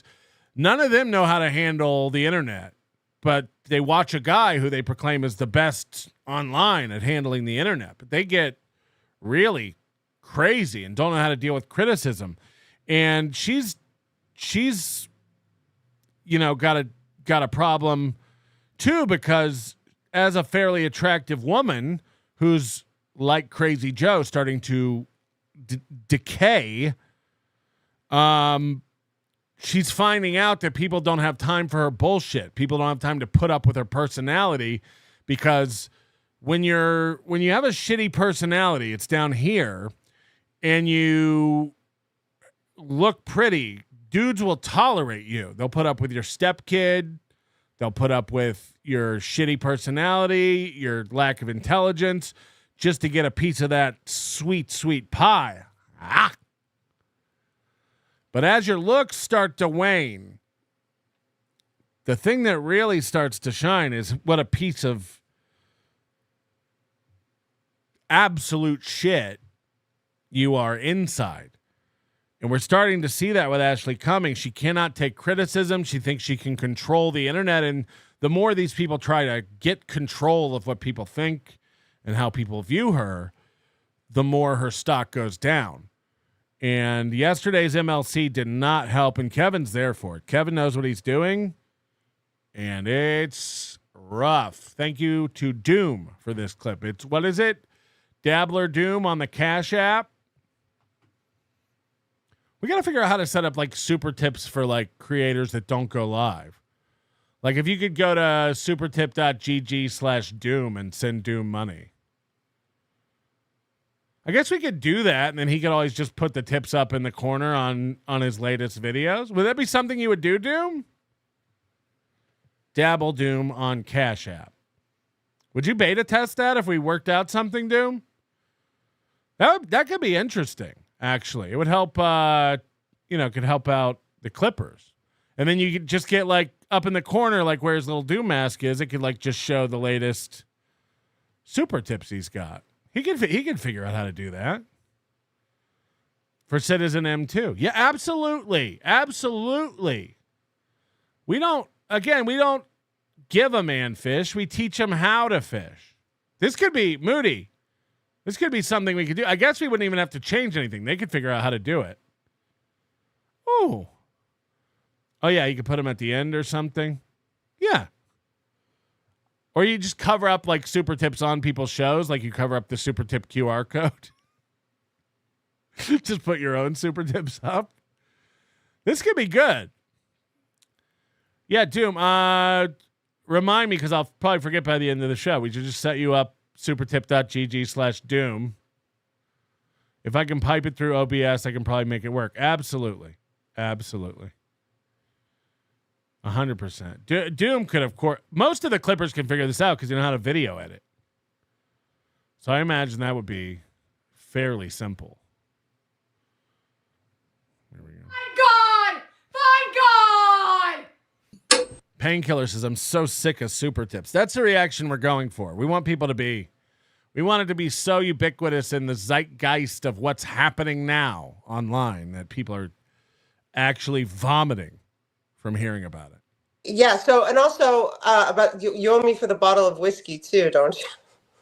Okay. So what's going to come out in this is Ashley's broke. Ashley's fucking broke. That's the theme of this video. She's desperate for money, which is why I think she started getting into this world. Now, of course, it's because Kevin pays. But just like Felicia, just like Liam, just like all these other losers, they see Kevin just raking in the chats and think, I can do that. Whitney Cummings is my sister. It's like, we hate Whitney Cummings too, stupid. He said he would pay for it. Yeah, well, I say a lot of things. I already paid you for that. He came Friday night, and he had picked out a restaurant that he wanted to go to. So we went to this restaurant that was awesome, by the way.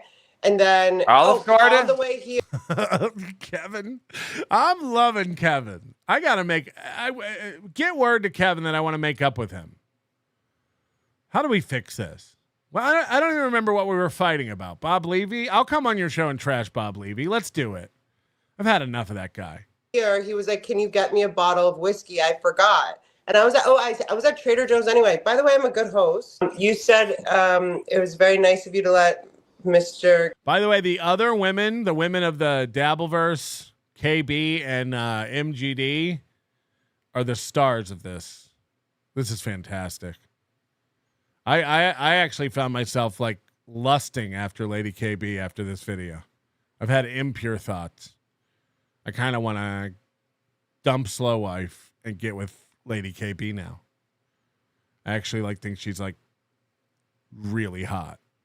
MK sleep at your house, but also he still owes you the money for it.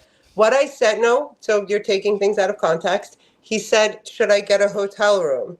And I said, I would prefer if you slept on my couch, which I literally have listed because I have no shame in the fact that I need to make money. A lot of it is. So listen to this now. Listen to this story. Mr. Kill Everything was going to get a hotel room. And then this single woman spoke up and said, why don't you come, instead of getting a hotel room, give me money and sleep on my couch? And it's like, well, I'll tell you why. Because a hotel room's comfortable. Give you money and sleep on my couch. As much as I can all the time right now. And so I said, why don't you sleep on my couch and pay me instead of paying a hotel? Okay. And we should point out, what Ashley Cummings is wearing in this video. She says later on, she said yesterday on MLC that she was purposefully trying to not look sexy, by donning this Little Women outfit. This is insane. This is like Jerry Seinfeld in the puffy shirt. This is straight up Little House on the Scary, if you know what I mean. I mean, this is disgusting. What is this? Nobody wants a pleated bloused woman. That's a fact. That's a fact. Does that make sense? Dude, set up a Venmo. Set up a the handmaids fail. Exactly. Venmo. It's much easier. I'm setting it up, and then you promise me you'll put the banner underneath? Yeah. Thank you. Who do I have up now? Keanu. The whole show. I didn't even pay attention. There's Chad. He probably and then I Wait, why perma-seal finishing? I feel like that's the husband. And then I gotta put up Dabble Doom or else he'll sue me. Oh gosh. I don't think it's not at work, is it? You were really mad at him, right? So I haven't really whatever. I'm getting paid after this. That's all I'm focused on. Okay. So here, real Kate Meany energy. I got her. So the chats are being mean to her. They're not. They're doing what they do to guests on MLC. She's not familiar with the show. She doesn't get it. Kevin offers them money, and then they come on the show. And then they roast them just like they do to everybody who goes on MLC. Doesn't matter who you are. You're going to get shit comments. And she has to, take herself out of it. She has to leave her body and hover above herself and go, just remember you're getting $100 after this. Just remember you're getting paid. Kevin pays. Imagine any talk show where that would happen. It'd be insane. Guys, today on Letterman, we have Joseph Gordon-Levitt. And he comes out talking about his new movie, and he goes, and I just have to keep remembering I do get paid for this. Fuck. I am getting paid at the end of this. I haven't really... whatever. I'm getting paid after this. That's all I'm focused on right now. What was a work? What are you saying? Oh gosh. I don't know. I don't think it was. It's not at work, is it? You were really mad at him, right? So I haven't really... whatever. I'm getting paid after this. That's all I'm focused on right now. What was a work? So some comment calls her a vapid West Coast yogi, and she has to take herself out of it and go, I'm getting paid. I'm getting paid. Just remember you're getting paid. Is it? You were really mad at him, right? So I haven't really... whatever. I'm getting paid after this. That's all I'm focused on right now. What was a work? What are you saying? Think like that, Kevin. Wait, you just saying... And by the way, this disgusts Kevin. This does not go well. You just sang a song about getting paid? I said, I just reminded myself that even though some of these things don't feel very nice, I get paid after this. So again, she doesn't understand why people aren't being sweet.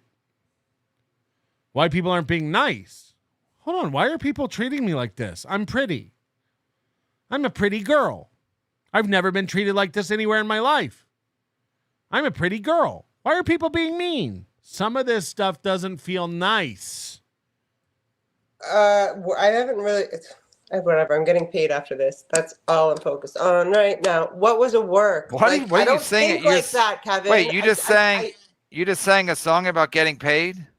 I said I just reminded myself that even though some of these things don't feel very nice, I get paid after this. Oh. So when this is all over, when you and I was with a hooker. When the episode is over. So when I was with a hooker. I was with a hooker one time. Kevin's trying to get a joke in, and she's not going to let him talk. Paid after this. Oh. So when this is all over, when you and I was with a hooker. When the episode is over. So when I was with a hooker. I was with a hooker one time, and she sang the same song while she was with me. What? What?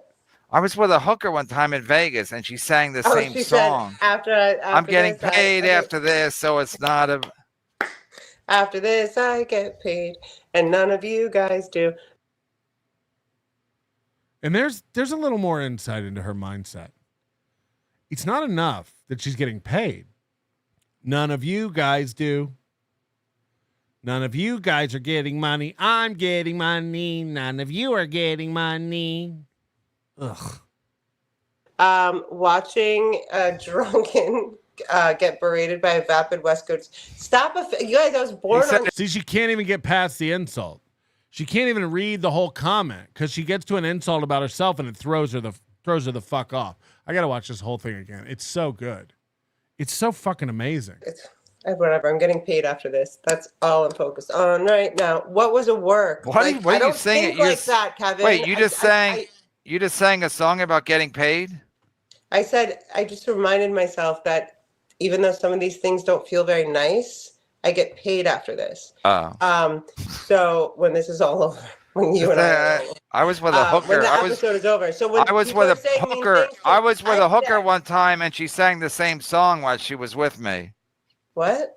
I was with a hooker one time in Vegas, and she sang the same she song. Said, after I'm getting this, paid after this, so it's not a.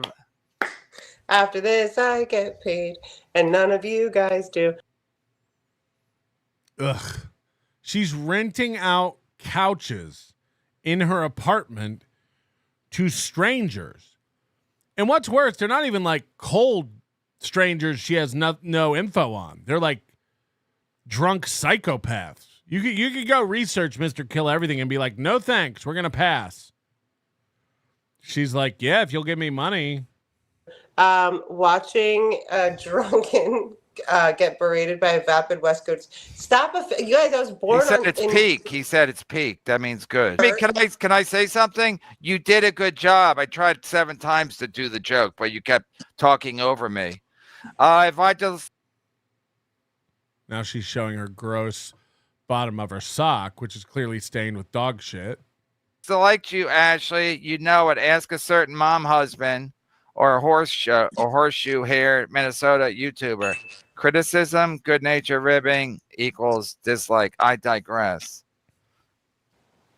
Oh, criticism, good nature ribbing does not equal dislike. He's saying if he didn't like you, he wouldn't send you any super chats, or he would just ignore you. I don't think he's ever sent me a super chat. I've seen him spend It's like no, he sends them while you're on my show. She's so stupid. She's like, he's never sent me a super chat. It's like, yeah, we're not talking about on your show. Nobody knows what your show is, you stupid horse. Jesus Christ.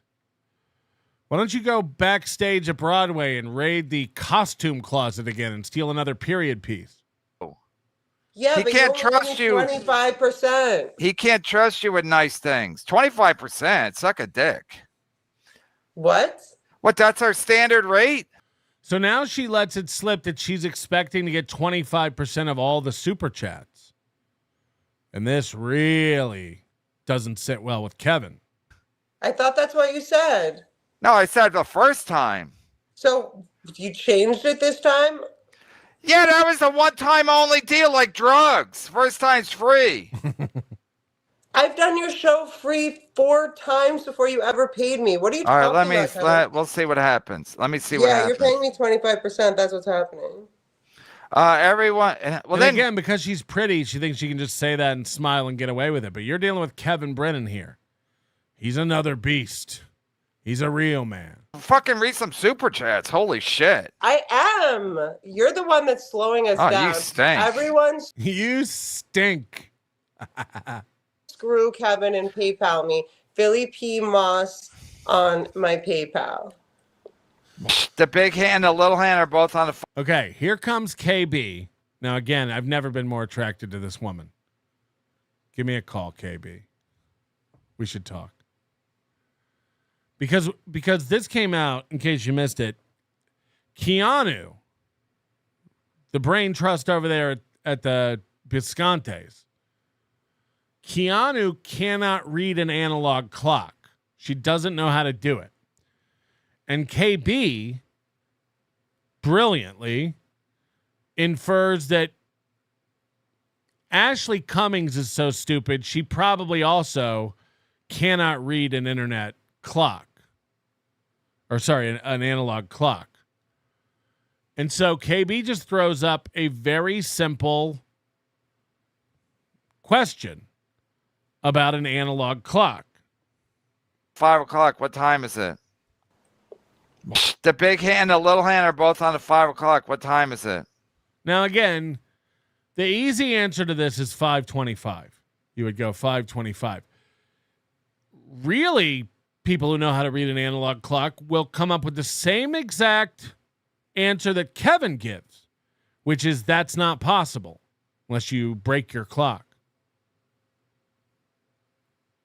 The big hand and the little hand will never be on the 5 at the same time, exactly on the 5, because by the time the minute hand gets around to the 5, the hour hand has skipped forward to almost halfway between the 5 and the 6. It's not a trick question. KB's trying to make it easy. You could say 5:25 and that would be the correct answer. But again, anybody with an actual brain knows that that's not even possible. Let's see how this plays out. The big hand, the little hand are both on the 5 o'clock. What time is it? Now she's busy putting on chapstick or fussing with her hair. So she's not happy about this trivia question.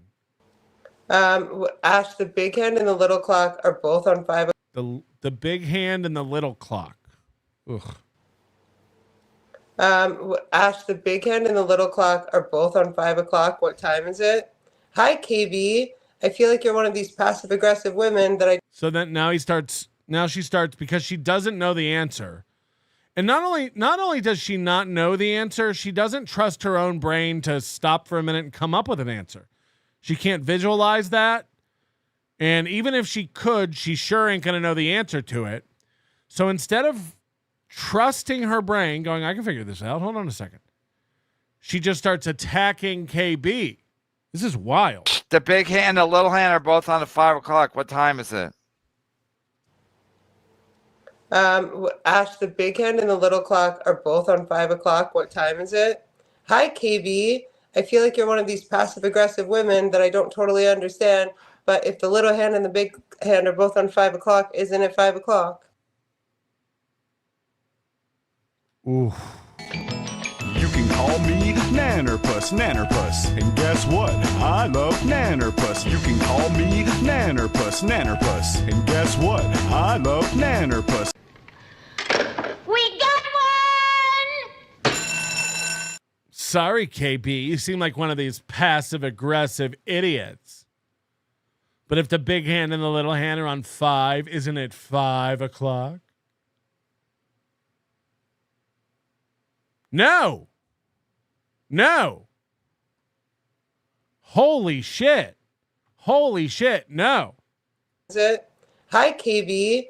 I feel like you're one of these passive. She stalled for time and still got it wrong. Aggressive women that I don't totally understand.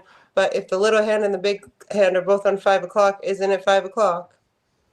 No, it's 5. It's 5:25 or 5. It's the first of all, they're never both on the 5 because exactly. if the big hand's on the If the big hand's on the 5, the small hand is going to be to the left of the 5, between the 5 and the 6. So is the whole point for women to be paying to want to make me look stupid? And men. And men. By the way, that can't happen if you're not stupid. Nobody can pay to make you look stupid if you're not stupid. So, by the way, if no super chats rolled in, you'd still look stupid on this show. You know why? You're stupid. You're dumb. You're not intelligent. KB just throws a bombshell out there that makes it clear to everybody. You are retarded. You are dumb.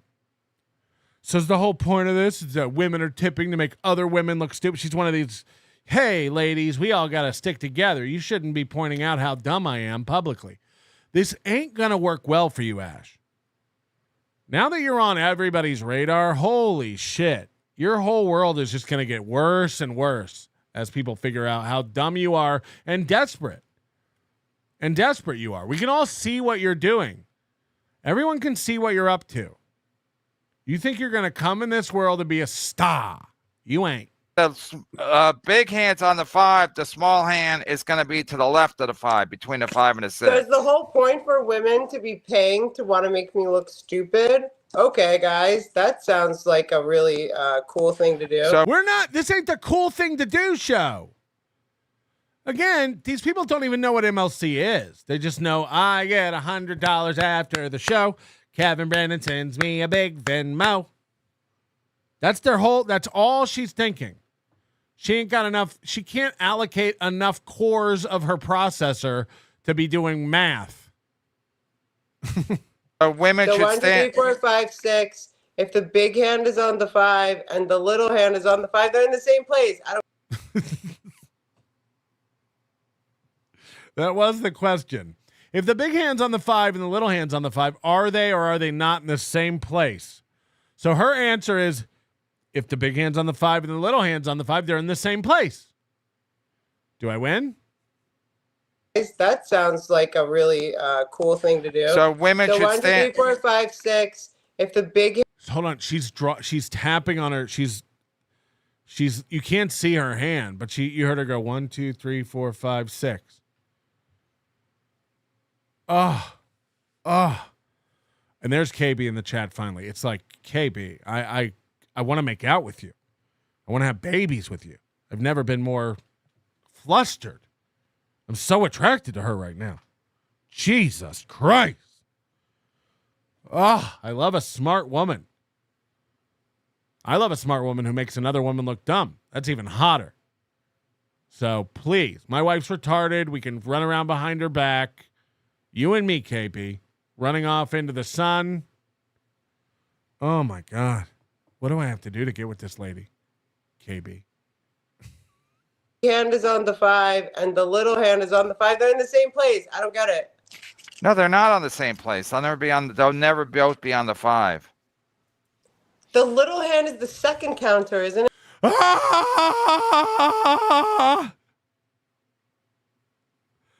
The little hand is the second counter.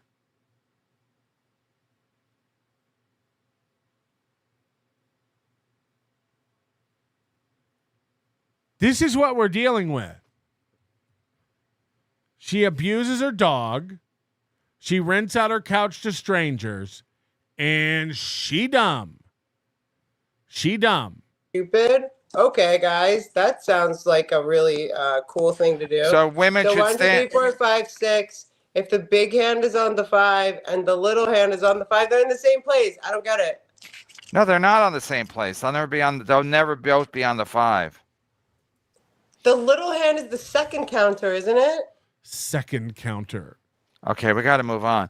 Johnny Mac, let's keep the negotiations on the air, please. So it is 25% or not. Gross or net sounds presumptuous to think. Just think it'll be 20. Yeah, we didn't discuss Why is that. that presumptuous? I thought that Because was... it is. It's the LA thing where you're like, you don't know what time it is, and you assume because the first time I said, first of all, I didn't say 25%. I said 20%, and if it goes well, I'll.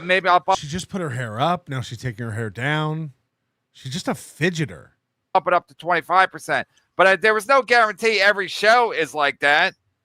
I mean, that's not how it works. I pay depending on what I make. I don't have a standard contract with anybody. Nobody. So then can we I paid Stutter and John $3,000 the first time he did a show. So that he expects $3,000 every show from then on from there on out. Don't you want to keep yelling a little bit more? No. She doesn't get it. She's like, why is everybody being mean? I did all the breathing I need to good? do. Hey, I know everybody thinks they're smarter than me. Everybody thinks like I'm ready to be grifted. The reason my show is still on the air is because I don't suffer fools gladly. I suffer them, not gladly. Well, I think if I'm on the you don't believe in time, so how can you believe in money or anything else? Blank look. Just blank look. Sitting there looking like the fucking ghost librarian at the beginning of Ghostbusters. Shh. You good? Read the poor chat. Sometimes don't put on the screen. So, Kevin, why would I not think that it would be exactly the same way as the first time, which was the 5th time I was on your show, that you ever paid me, unless you told me? No. I'm running the show. You're not running. You didn't clarify that there's going to be. Okay. No, you should have asked if you would assume something. It's my show. It's not your show. Do you want me to embarrass you make on the your money. own show? You don't make the money. Make your own money then. Make your own money.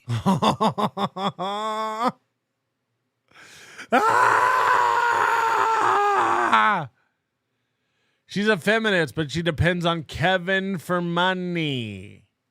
So you come on here so you assume. No, you assumed that I would pay the same. But if you would have asked me, I would have said, not so fast. So that's why you didn't ask me, because then you could play the game. Oh, I assumed. So I already dealt with clowns like you, Stuttering John and the ilk. Yep. Kevin's winning me over here. I got to get back in with Kevin. He's a great guy. Where they're like, oh, no, I assume. Don't assume anything on my fucking show. Don't. Did Miscall Everything use your twat lips as whiskey? Okay, that's rude. Miscall Everything, if I could say KB's still mad at Liam for asking for money 5 days ago. Yeah, do you go on? Did Jake Hudson pay you? I said that Jake Hudson is the only person that I would do for free. Jake Hudson has like 3 people. Maybe. And also, and by the way, Liam and Dave, Sarah, and all these guys, you're just this. This is what you are. You know that, right? Don't come in my chat, Dave, Sarah, and be like, "Oh my God, she's embarrassing." That's you. If you're in a square next to Kevin Brennan, this is you. Don't ever get it twisted. The minute you're taking money from Kevin to be on his show, that's why Tukey refuses it. Don't lump me in with your pay pigs, Kevin. This is... Jake Hudson is, what other shows are you doing? Other shows? I'm not doing any other shows for free, sir. I don't do anything for free anymore. Like you said. Okay, but who's asking you? Dollars, it doesn't make sense. Who's asking you to? If it doesn't make dollars, it doesn't make sense. Well, then shut down your yoga and breathing business. Do their show. None of your business. Nobody. So I'm the only one. I'm the only one that makes any money. So you're like, I'll do Kevin's show because he's the only one that makes any money, that pays me. So again, you think I'm stupid? Okay. I saw you coming. I see everybody coming. Everybody's running their grift. They think they're Ashley Cummings smarter than me. This is why I'm number 3 and I should be number 1. He really does think that. Kevin thinks he's the number 3 top earning show on YouTube. You can't make this up. Kevin does believe that. That's fucking nuts. Because I could smell it out. I can smell it out like, oh, yeah, we're friends. We're friends as long as you pay me 25%. Shut up, Kevin. That is so lame. I mean, I don't even know. That's a fact. I want to honestly tell you how I feel, but... No, no, we're friends. You want to be friends, but you want 25%. Same thing Stuttering John did. Why'd you make me... The beauty of Kevin's show is that he brings on these desperate losers and clowns them to their face. And they're so desperate for money and attention that they can't get on their own, you know, that they go on his show for it. Like Stevie Lou. Stevie Lou has proven time and time again, he can't do stand-up. He can't do his own podcast. He can't get any traction anywhere else. But when something happens, they go on MLC and then they think, I have 500 people watching. I'm a famous comedian like Kevin. No. To the contrary. Without Kevin, you'd be literally forgotten. You'd be nothing. And Kevin doesn't give them any respect. Kevin just shits on them to their face and says what everyone's thinking out loud and allows his chat to pile on and say everything everyone's thinking. And it's funny because they stay and put up with it. And if they ever get exiled, they fight to get back. They need it. That's why it's funny. That's why it's funny. It's funny because you'll just go there and be shit on relentlessly because you do need that money and attention. It's fucking great. So Ashley's saying here, like, I wish I could say to you what I'm thinking. You can. Kevin doesn't care. And Kevin's telling you exactly what he thinks about you. You stink. You're desperate. You're a grifter. He's coming right out and saying it to her face, but she's not going to go anywhere because she needs that check. I mean, I don't even know. Like, I want to honestly tell you how I feel, but no, no, we're friends. You want to be friends, but you want 25%. Same thing Stuttering John did. Why did you make me work for free 4 times before that? Because I wasn't doing a. Did Kevin pay you? Did Kevin pay you? I wasn't doing. No, and he's like, see, who said it? Who asked that? My sister. Okay, I wasn't doing a super chat show then. And you didn't do the show. Kevin, you didn't do it's unnecessary to fucking raise your voice at me like that. You didn't do 4 shows for. Don't raise your voice at me. Don't put up pictures of me that I don't like. Don't not be nice. Right. Free? Yes, I did. The 5th time was the first time you ever paid. We did Gabby Petito. We did Ray DeVito. We did the first show with my sister and then one with Chad. What? Gabby Petito and Ray DeVito? That was the theme of the show? I just named 4 I just realized they rhyme. Gabby Petito got DeVito'd.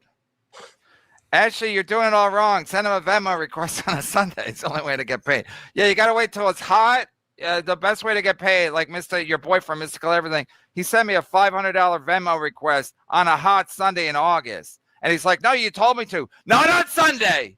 Not on a hot Sunday in August, you dumb motherfucker. She's just spiraling because people are realizing she's dumb. She's got no talent. She can't earn money for herself. Her looks are deteriorating. Her businesses are failing if they ever did get off the ground, which they didn't. You can go to ashleycummingsyoga.com. There's this site coming soon. It's like, okay. So, like, she needs this money. It's very important. But she's like, I didn't know people were not going to be nice. I didn't know people were going to be mad at me because I abused my dog. I didn't know people were going to treat me like shit because I rent out my couch. I didn't know that was going to happen. I didn't know people were going to point out that I can't read clocks. What's going on? What's happening right now? This is the worst. I don't like this. And I'm not yelling at Mr. Rabery, of course. I'm yelling at Mr. Kill Everything. They both start with Mr., just like Gabby DeVito and Ray DeVito. Mr. Rapey Ray, Mr. Kill Everything. Gift? I'm sending you money. Send Gina the link. I don't even know who you're talking to. You're talking to me? And I'm not even doing an impression of De Niro. Are you talking to me? Gift. Gina was on the show yesterday. Oh, you want me to do Garrett and Steve with Gino? Gina was on yesterday. Almost got me taken down with all this N-bombs. Do Ray's show, Ashley. You accept baseball cards. Do Ashley's show, Ray. Do Ray's show, Ashley. You accept baseball cards as payment, right? And I'll also send you a dick pic if you're lucky. But he needs 5 days notice to get it working. Keanu got $250. Keanu got $250 instantly for 40 minutes. Ashley, I'm your friend now. What? Keanu didn't get $250 instantly for 40 minutes. That's a straight up. Wow, I like how for what? Bedabbler Network says these guys think this is work for them. Like, she calls this work. But you got to put yourself in her position. Like, for a pretty woman who's never been told no, hearing that you're not smart and you're ugly and an animal abuser, that is work. She's feeling very heavily right now. Me? She didn't. But again, that's she's got a pimp. She's got Ike and Tina Turner running her business, and Ike scares me. So he threatened. It's like, remember when Corey Adam thought he was going to get hired, and he kept like pitching himself like all during the show. He would say like, "That's why you got to hire me. You got to hire me. If I get hired here, they do think it's work." You're right. And I pay Kiki. Now I get why Miss Keller being liable. It's why it was laughable when everybody was like, "Well, Pat Dixon and Ray DeVito gave up $9,000 a year to go do Hackamania," as if they have a work contract with Kevin. You heard him say, "Nobody has a standing contract with me." There's no guarantee with, "Oh, well, if I turn on Hackamania, I'll get $9,000 from Kevin this year." What? What are you talking about? It's not a job. Now I get why Miss Keller everything libeled your dog and passed out. He libeled your dog. All right, we're caught up. Do your plugs, Ashley. When can we find you? When can we see you next on Jake Hudson Show for free? Shut up. So Ashley Cummings Yoga on YouTube, Patreon, Ashley Cummings, and my PayPal, please. I'm going to get a Venmo set up, and you're going to keep your promise, and you're going to put it on. PayPal is VeniceAshley727@gmail.com. KB wouldn't pay Liam the night he made 2K.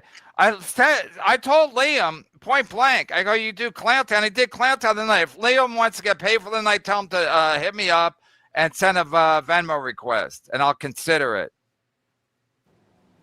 So what is it then, Kevin? What are you going to pay me? She's not kidding. She needs his money. She's like, fuck, I got bills. They're multiplying. I'll have to see what I'll have to look at the gross and the net. The gross thing. Listen, you'll get paid. I paid you the other night. I didn't pay Liam. You wouldn't have paid me if I didn't ask you. And then you reeled me in. I'll pay you, but you have to come on this week. I'll pay you, but you have to come on this week. Okay. I didn't know. To give a rehash. This Crystal lady thinks if she can get everybody wants to be my friend. Everyone comes here to get paid and be my friend. Everyone wants to be my pal. And Ray DeVito's in front of that list. Kevin, I thought we were pals. Kevin, you went to see me with Gustav, so aren't we pals? Can't you pay me more when I do your show? This Crystal lady thinks if she can get you to breathe more, she can swindle more out of you. I think it's really, really sad that people are so... they're just realistic. If that's sad, then so be it. Breathe more and swindle more. It's broken. It comes from a broken hurt. Right. Everyone else is broken. All these people with money who give to shows that they support, they're broken. Not the woman who thinks that, Kevin Brennan should support her failing breathing and yoga business. She's not broken at all. The woman who can't read a clock is not broken. The woman who thinks the internet should just be nice. There's two people online who think the internet should just get along and be nice. Ray DeVito and Ashley Cummings. And Ray DeVito has a traumatic brain injury. What's your excuse, you stupid whore? Person, and that's sad. But Mr. Raper is a great man. I've never met him, but he's a great man. I consider him my only real friend. Okay, cool. And Borgo. She's a shameful of Bear Ribs begging for money. Give her $1 of this one. Listen, I'm fair with the money, but again, I'm not going to be extorted by Bear Ribs. I paid Bear Ribs the other day, but Bear Ribs is like, no, because one time I paid Bear Ribs the second the show was over because I know he needs the money for dinner. And then he's like, I didn't pay him the next time. By the way, Barry Ribs is one of the funniest comics in this universe. Go see his special. It's on YouTube. Search Barry Ribs special. We watched it on a members only show. It's actually pretty funny. Like for this world, it's actually pretty good. Immediately, because I don't pay anybody immediately anymore for the most part because I have to see what I made and see what the net is because YouTube likes to take big, healthy cuts of my money. So I usually wait to see what the net is. But Bear Ribs thinks he's calling the shots. If only there was a service that didn't take big chunks of your money where you knew what the net was instantly. If only there was a way. Because one time I paid him immediately, so now he wants to get paid immediately every time. Yeah, breathe and stretch. Yes. Permasil, tell Ash how much your net was from the other night. Boys don't get it, never will. Tell Ashley I just gave you $7. Ask her the time. Yeah, well, if they're all on the listen, Ashley's new here, so I'll give her a learning curve. But again, you're not calling the shots. It's not. That's not how it is. Just because you want it to be a certain way doesn't make it that's the way it's going to be. Ray wants to get paid more. Barry wants to get paid immediately. Liam wants to do Clown Town and still me and do it for free and still want me to pay him. So it's like, you guys are not in charge. I'm in charge. I'm in charge. As a person in charge, Mr. Number 3, you should clarify if the... No, you should have. I do a show every day. You do it once in a while. So I don't clarify before every show what I'm paying that person. That's not how I do the show, ever. I don't start the show like, you're getting paid this much.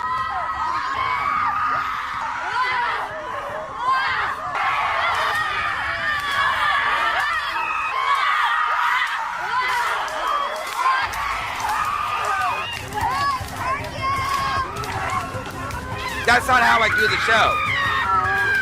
Every show, what I'm paying that person. That's not how I do the show, ever. I don't start the show like, you're getting paid this much. That's not how I do the show. Hit the like button. Hit the like button. Doom is going to be the first clipper with super tips. We're going to have that set up for you by the end of the day. We're going to have you set up by the end of the day. And we'll make a Doom voice. It'll just be like a fat woman. Girl, you'll be a woman soon. Oh, boy. I love you so much. Can't count all the ways I've died for you, girl, and all they can say is, he's not your kind. They never get tired of putting Fatty down. And I'll never know when I come around what I'm going to find. Don't let them make up your mind. Jules, you'll be a woman soon. Please, come take Red Bar's hand. Girl, you'll be a woman soon. Soon, you'll need a Mike David man. I've been misunderstood for all of my life, but what they're saying, Jules, it cuts like a knife. The boy's no good. Well, I finally found what I'm looking for. But if they get their chance, they'll end it for sure. Surely would, baby, have done all I could.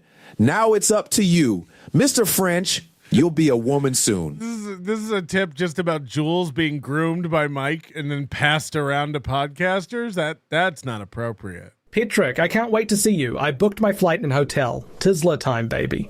Hotel? Moody Seaman, man. I got an unlisted couch you can rent. It's a couch XL, actually. Cancel that reservation. I'll pencil you in, and I'll put Slow Wife's crate in the garage. Miss you. Miss you. My Slam Pieces Big Bull got me the new Nintendo Switch 2 with Mario Kart World. Mm-hmm. The FBI told me that Kevin Mitnick, Patrick Moody Rygod tricked me into enabling remote access, and they have been making my CD drive pop open and close. Police, they are getting 40 years. Oh, God. Pegleg Vet says Ashley's perfectly damaged. Ass to mouth for $175 in a month. Yep. We agreed. We agreed on the price. This bitch got a cottage cheese ceiling in 2025. Damn, $3,000 a month. She said $3,000 a month for that. We got to go check the super tip leaderboard. It's the only thing that matters now. Who's winning? Who's winning? Updated 2 minutes ago. I can't say I'm happy about it. Perry Caravello is still beating me. I'm number 2 now. We're doing decent. But now Perry Caravello is still ahead, and I don't even know by how much. Hold on. Chad Zumock's number 8? Chad Zumock hasn't done a show with Super Tips, and he's beating BYB and Eckel Pineapple. He hasn't even done a show yet. That means he just has Super Chips sitting there waiting that he hasn't even. Holy shit. Holy shit. All right. Well, we'll keep you updated on the progress. You're doing great. We're number 2. We just need a little more. We just got to push through. Hold on. I'm getting a phone call from Kevin Brennan. Look at this. This could be amazing. All right. You're on speaker on my show. Okay, so who owns Supertips? I own part of it. Well, who owns the other part? Moody owns some of it and some other investors. Okay, but it's you still because Chad was saying you sold it. We got an investor. We got some money put into it. Who, Microsoft? Yeah, Microsoft. I heard my source was saying Microsoft. Addicted to Profits told me that. Hey, we gotta put our differences aside. I really like how you handled Ashley there, and I want to just bury everything. I'll come on and trash Bob. Bob who? Levy. Hope. I have no Bob. I have no beef with Bob. Me neither. I'm kidding. Yeah, I can't. I like where I'm at. I like where I'm at the YMCA. Okay. I don't want to go over to a gay club. A gay swim club. So anyway, you're interested in super tips? Oh, he hung up. He hung up. We're winning him back. We're winning him back. We're winning it back. We're winning him back. Anyway, I don't know what that was about. That was probably Kevin Brennan just testing the water. Because the last time Kevin Brennan texted me, he was like, fuck you. Suck my dick. So that was a cool segment. We're going to clip that. It'll just be called Kevin Brennan calls into Patrick Melton to find out about super tips. He's curious. He's curious. You got to admit, it's a buzz. It's a buzz. All we had to do is put a leaderboard up that Kevin's not on, and then he's like, whoa. I'm number 1. You're not allowed to make leaderboards. You're not allowed to make leaderboards unless I'm in contention. This is amazing. After I get an address from you through direct messaging or whatever, but it comes with a little autograph. Hold on. Here we go. What's up, my beautiful, beautiful human beings? Or should I call you robots? I don't know anymore. But hey, this is going to be another anxiety-filed video. Hold on, Kevin's back on the phone. Kevin, do you want to get super tips? I'd rather go to the Wawa and get a fucking hoagie. Where I'm going to talk about all my anxiety and give a little bit of TMI, which I always do in these videos. And to be honest, I don't know if Kevin could use it.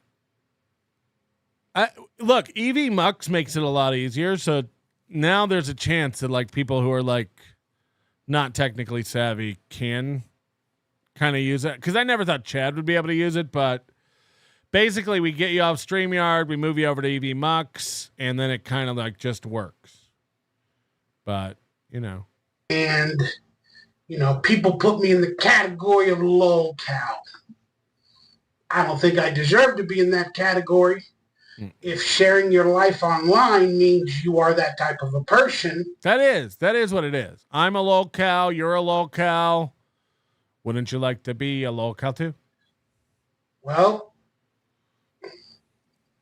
maybe I am. And it's okay. But we're going to talk about it. More importantly, first off, please do me a favor. Hit that thumbs up, that like, that subscribe button. It helps me get subscribers. It helps me earn a few dollars. And consider becoming a member of the channel. That also helps me as well for early and exclusive content. We're going to have a few things in store this month. There's nothing exclusive. I have a membership to the Bauer channel. There's nothing exclusive. You never get exclusive content.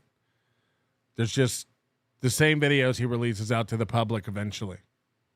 In my actual merchandise store, which is available down below as well. We're going to have some new items, some like limited time items that will probably never be sold again. Like a VHS? But who's lying? Maybe I'll bring them out once a year. But just to make a... It's like the Steel Toe VIP program. I don't want to say I'll never bring it out again because there's always a chance I need money. Few bucks, and I have donation portals down below if you guys feel the need to help me out. Say donation portals or corridors? Take a few bucks, and I have donation portals down below. Porters. Donation portals. If you guys feel the need to help me out. And I'll be honest, I'm struggling. I'm barely living, but I'm truly blessed. And by your hand and your friendship and your love, I'm here. By the power of Grayskull. Albeit a lot of disheveled or anxiety-filled, but hey, I dyed my hair. That was a good thing. Oh, yeah, he did. He was pretty gray. And he always does the widow's peak. I think he does the same thing those spray paint artists do out on Fremont Street, where he like puts a coffee can right here so you can get that perfect point. There's not even hair here. It's just dyed. It's just dyed to a point. I love that. People tell me, keep the grays. You know, have the Raider colors in your hair and in your beard, which is all good and dandy, but I don't know. I need to dye it. I need to feel like I'm at least this young. It kind of helps me out. Maybe it doesn't. You don't go out. You don't go anywhere. And then we all know you go months without dyeing your hair. It doesn't fool anybody. We all know your hair is not that color. So what's the point? You're not even like keeping up an illusion. It's like, just be gray. Just be gray. My hair is really starting to go gray. That's why I'll never show it on stream again. Sorry, Kim. But the one thing I did wanted to say, everybody that watches this video today is June 2nd. And my cameos, if you want a birthday shout out or for whatever holiday event, a roast, a comedy, ask me some questions. We're having a pig roast and we'd like you to make a video.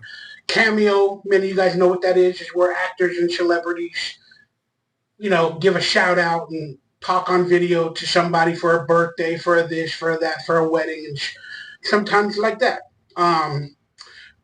And they're having a Father's Day sale. It's $20 till June 6th, which is only 3 or 4 days from now. So if you guys want a cameo, which is normally $50 from me. How does that work? So you go on Cameo and you set your own prices, right? Like you're like, I do $50 cameos. But then Cameo has a Father's Day sale where they give 20% off. They just discount your price without telling you. You don't have a say in it? Or does that come out of their end? How does it work? And maybe we should do that with Supertip. For a limited time only, get a $100 Supertip for $62. We're having a sale. We're having a Supertip sale. You can get it for $20. So get it for a future birthday or a holiday or anything you want coming up. It's a good deal. And then every cameo comes with a little autographed picture sent to me. Ghost Crusaders TV said they eat the price. Okay, so they're taking more than 20% in the first place, and then that 20% discount comes out of their end. Because this Cameo platform is never taken off. It's not really like it is retarded. So they're just trying to get people into doing cameos. After I get an address from you through direct messaging or whatever, but it comes with a little autograph, you know, like a week or two later. That might be really cool. So get yourself a Cameo, cameo.com/donkeylips, all information. I wish we could set up super tips for people without their permission. So like, it won't even work unless we attach it to a Stripe account. Like it won't let anybody give tips.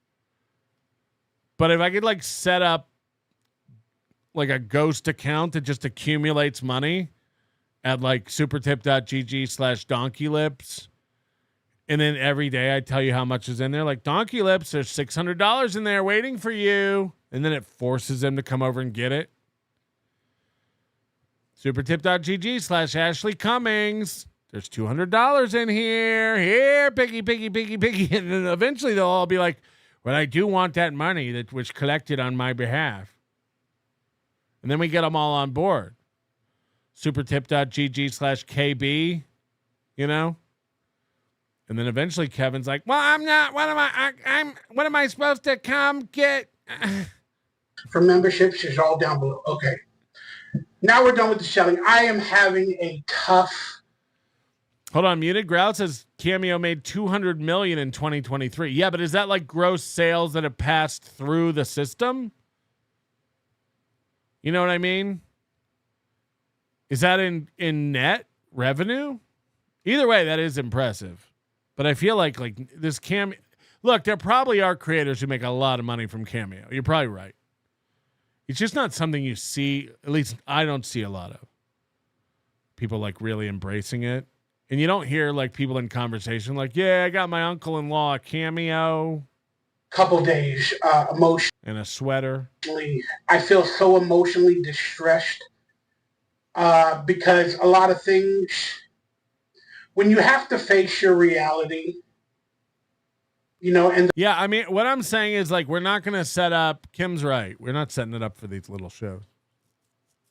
You have to I would do it for Doom because I know he would use it. And I would set one up for Citizen M because he creates videos and like he would earn money. But, you know, I think it's funnier if somebody sends me the mouse and I smash it live on the stream. Send me I don't even know what mouse he wants because he doesn't communicate with me. He just cries out loud to the internet as if they give a fuck. Nobody else wants to buy you the mouse either, nerd. But they would send me the mouse you want to the P.O. box, and then I smash it live on the show. Because it's funnier to not give you a mouse and destroy it than it is to, you know what I mean? That's what I'm saying. P.O. box is on the website, the description, and it was just on your screen. The predicament your choices have put you in when you've delayed the inevitable, or you've delayed things for a certain amount of time, or put them off for whatever reasons, when they all get revealed to you on a certain day of the month or whenever the case may be, for people that have major anxiety and emotional distresses, it's a big thing. And that just happened to me. You know, it happens to me, honestly, a lot more than I'm telling you. When I go MIA and I disappear. He has anxiety more than he's telling us?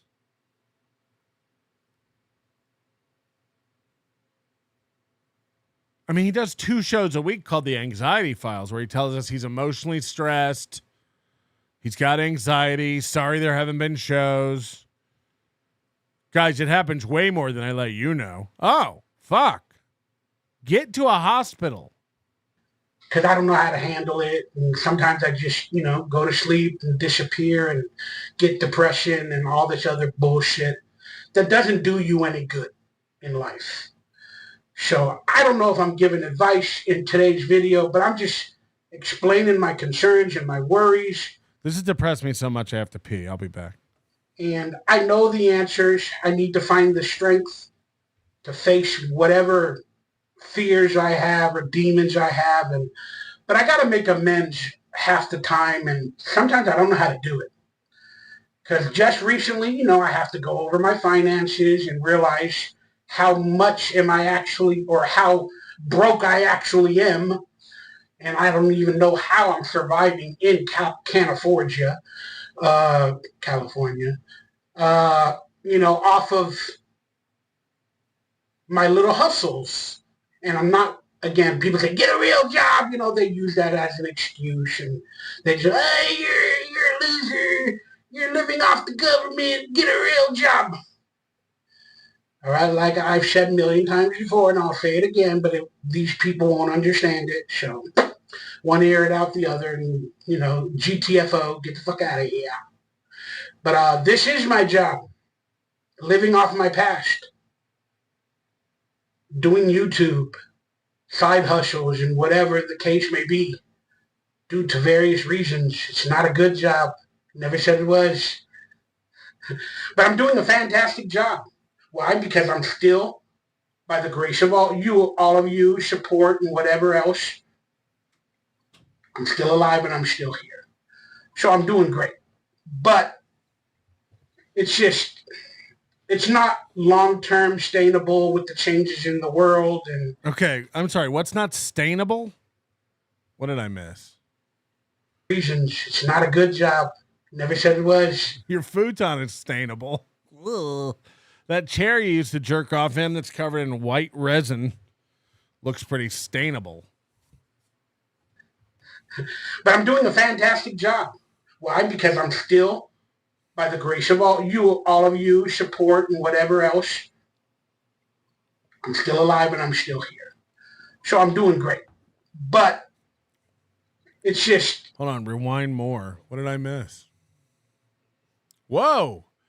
Hey, Cardiff's kids. Sustainable. Go back further. Oh, no. What did I miss? How broke I actually am. Oh, boy. But I got to make amends half the time, and sometimes I don't know how to do it. Because just recently, I have to go over my finances and realize how much am I actually, or how broke I actually am, and I don't even know how I'm surviving in California. We'd love to see you on the leaderboard, Mike. California. Off of my little hustles. And I'm not, again, people say, get a real job. They use that as an excuse. And they just, hey, you're a loser. You're living off the government. Get a real job. All right, like I've said a million times before, and I'll say it again, but these people won't understand it, so. Everyone tells me to get a real job. And I've said it 100 times before, but these people will never understand. Do you really think a job is the answer? Do you really think a job will help me get money? Come on, guys. Grow up. One ear and out the other, and, GTFO, get the fuck out of here. But this... Again, it's like Ashley Cummings. It's like you're broke, you're panicking, you have anxiety, you need dollars. Kevin Brennan's supposed to pay your rent to support your LA lifestyle? Why is this guy living in LA? This is my job. Living off my past. Doing YouTube. This is my job. Living off my past. You're going to like the way you look. Side hustles and whatever the case may be. Due to various reasons. It's not a good job. Never said it was. But I'm doing a fantastic job. Why? Because I'm still, by the grace of all of you, support and whatever else, I'm still alive and I'm still here. So I'm doing great. I still exist. So, aces. But it's just, it's not long-term sustainable with the changes in the world. Long-term sustainable. With everything. It's not long-term sustainable with the changes in the world and with everything else, plus my emotions, my health. I just hate... We both sighed at the same time. My emotions, my health. I just hate realizing that, like constantly. Because it scares me, because I don't see a future sometimes. The acting stuff ain't working here. I don't know if it will again. Those are fears. But I don't have vehicles to travel. I don't have all the money. I don't have all the health. I have a lot of major... No, you're right around the corner for a big comeback. You're right. You're 1 year away from a Robert Downey Jr., from a Travolta-esque resurgence. Where people are like, whoa, Donkey Lips is back. Issues that I am going to soon hopefully be addressing or fixing. But can you really fix it? I doubt it. But it just sucks when you realize, like, all of this stuff, man. It's not sustainable. Plus, I realize, some debt I'm in. I picked up a nightstand at an antique shop, sanded it down. It's just not stainable. For some other reasons. And, I just added it all up and everything. I got some new underwear. I've been farting in them and wearing them for a week. No skid marks. They're just not stainable. And I'm like, oh. Like, and it sounds really stupid, but like to get rid of, I wouldn't say get rid of all my problems, but like. On Easter, I got a bunch of eggs. Got some of that dye. Left them in there for an hour to make the colors really pop. Pulled them out. They were still white. Turns out they're not stainable.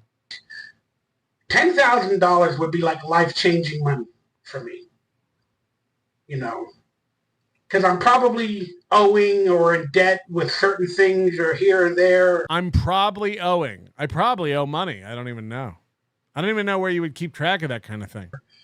Or stuff like that. Probably not that much. Maybe like $2,000 in total. And then the extra $8,000 would like buy me a car, possibly help me to move out of California into another place. So that would be like life-changing money.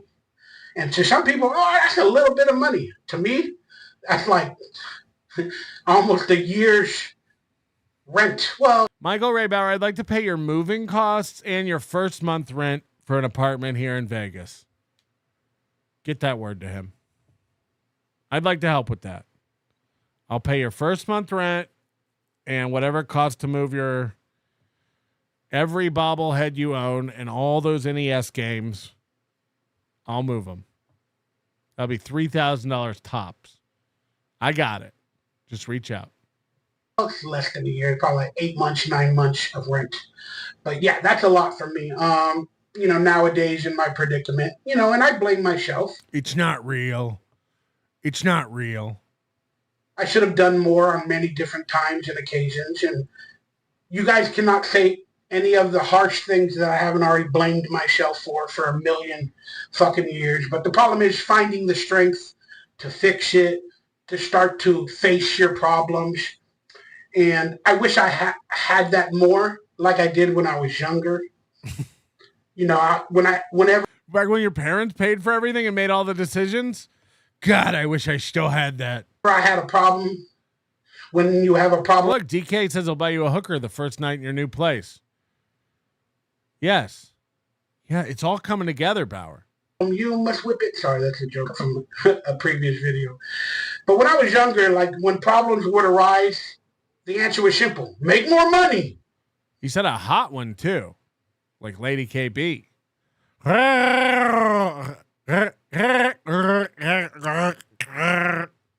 I'd get up and do like 100 different things to get the money. But now with all my barriers, my anxiety, my fears. I would get up and get money, but my barriers, my fear, my barriers. My old age, my health, my brain says, it's easy. That's an easy fix. Make more money. Then I'm like, how do I make the more money? Well, you got to get up. You got to live stream. You got to make some videos. You got to make 30 minutes with KB. She's got to be like, all right, well, both hands are on the 5. My time is up. See you later. Some merchandise. You got to, make some advertisements or on Instagram, and you got to walk around the block. But first you got to get up. You got to get out of bed. And I struggle so much. Bubble guts. The bubble guts. The bubble guts. Rocking to the beat. The bubble guts. The bubble guts. The bubble guts. Rocking to the beat. And then when I get online or I start to try to make money or do something different for myself, like fix a website or do this or do that, my blood pressure, my body, my brain, it all starts to break down. I can't work with HTML because of my blood pressure. I've never heard that. That's a new one. Every time I try to edit the web, my brain. So I don't really put in as much work as I need to do, to kind of combat all my issues. And I don't know how to do it. I mean, I know what to do. I just don't know how to do it. Because I start feeling some sort of way, and that's the moment you're supposed to battle through it and just continue doing it. But like even sitting down for like 2 hours, 2.5, doing anything, dude, my legs start to... That explains the toilet tacos. Everything, my muscles, my this, my that. It's like my this, my that. Tell me that you're making shit up without telling me. It's like when Aaron goes blah, blah, blah, blah, blah, blah, blah. Tra-la-la.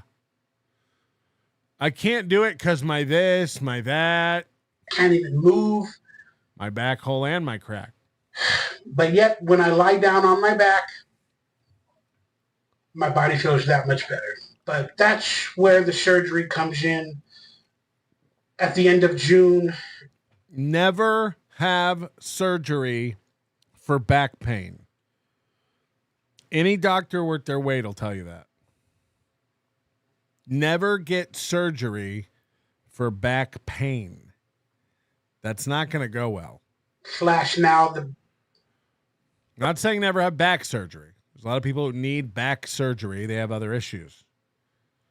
Pain is not, back surgery is not going to fix that. Early July that I'm possibly going to have. And that's a lot of anxieties on me and my heart and my soul. Because, they want me to fix my blood pressure and my heart because I've had a couple of strokes and I'm in risk of having more. They're like mild strokes, but, I'm having them. And they want to put stents on a couple arteries. But I'm trying to do everything but.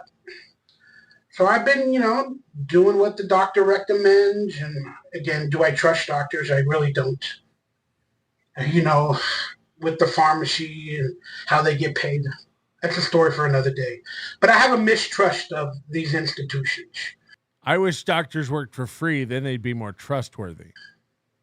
But I've been trying medication for my blood pressure and stuff like that. They're taking blood work. They're checking out. Because I'm trying to do everything but have a heart surgery. But, they keep swearing, oh, it'll help you out. My mother had it as well, or stents. And she's like, oh, my God, I was so much better. I had so much energy, so much passion after. Yes. Your heart grew 3 sizes that day. But I'm trying to do everything but, because that is still surgery. It's still surgery on your parts of your heart. And I'm scared shitless. I don't. Can you imagine cracking this guy's chest open? Want to die. But you are going to die if you don't do it. You get it? It's like one of those things in your head. It's like, ah! Fucking real life is scary as shit. But I ain't dealing with it so well the last couple of days. And I also have people in my life that, I'm getting to know online, some amazing people. And when I find a connection. Oh boy. We're like officially cool. Not all the time, but I get all the Salute Your Shorts references, or the donkey lips, or I'm doing this, or I'm doing that. And, oh, can you believe I'm talking? He hates when people call him donkey lips. That's not who I am anymore. That's not what I do. God. Talking to my brother or my sister or whatever cannot believe I'm talking to donkey. It's like I make a living on my past, but he doesn't want you to call him anything from his past. And I'm like, oh my God, I'm not a real person to these people that I'm trying to befriend. I'm not real. A day. So they went into the communications online falsely. That's my opinion. They went into the communications online falsely. You're always a donkey lips to me. Hey, I love you. You're so amazing. I watch your videos, or I do this or do that. You help my brother out. You help me out. I have anxiety and this and that. And then, then I'm like, oh, thank you for the kind words. And, He's Bart Simpson, and he doesn't want to say, I didn't do it. I start to, every once in a while, get to know these people. And it's not only women, it's men too. Because I am basically single, so I'm Why don't people ever recognize me for my character work in Fringe? always going to look for the love of my life. But it just sucks, when I think that, like, we're building a rapport or a friendship, and then all of a sudden, all the Nickelodeon references come out and stuff like that. Then I start thinking, is that the only reason you took a different angle to get... You sell bootleg copies of the DVDs on your store. You have posters hanging up around your own shitty apartment of you in movies. That's what you think you are. Why shouldn't we think you're that? You're not known for anything else. You want to be known as the guy who jerks off and stains chairs? Because that's the current you. Why can't they just appreciate me for the guy who can't put out content and constantly makes excuses? Why don't they love me for that guy? It's like he doesn't understand nostalgia. Get to know me. So you presented yourself as not a fan. You presented yourself as a friend or a fan of Michael Bauer. And then through the conversations, he's talking to me. Then you get excited. Now Everybody keeps mailing me trumpets. You tell your friends, your sisters, your brothers. Oh, they don't believe me. Send me a picture. Oh, I shared a text message. They don't believe me. Can you prove? Like, what the fuck is going on? And that kills my soul. Why? Your donkey lips. Fucking kills me. Because I never know if I'm Michael Bauer or the actor or Donkey Lips or whatever to these people. I never know if people actually like me or they're just after my money. And I'm struggling, and I need friendships. I would say companionship, but that's not going to happen online. I don't know. Have you been to Backpackage? What is it? But it has happened with a few people throughout my life where I get all the clues. And again, it's not only women, I promise you. It's men too, that I think they're really, really cool, and then it's just all they want to do is make jokes or reference Nickelodeon or the movies I'm in. And it's like, I'm probably too available online. Yes, that's it. Do less. Where I at least try to get to know people with a quick comment or an audio message or something like that, because like in my life, I'm looking for to make new friends. I'm looking to hopefully meet the love of my life, if that'll ever happen, which I doubt. Jesus, not with and that then I also attitude. got bad actors and people, podcasters and all that they want to use that against me. And nobody's ever met the love of their life saying, I doubt I'll ever meet the love of my life. I doubt things will ever happen for me. Yeah, not with that attitude. You got to be open to it. You got to say yes to the dress. I learned that. They sometimes do trolls or tricks. Trick or troll.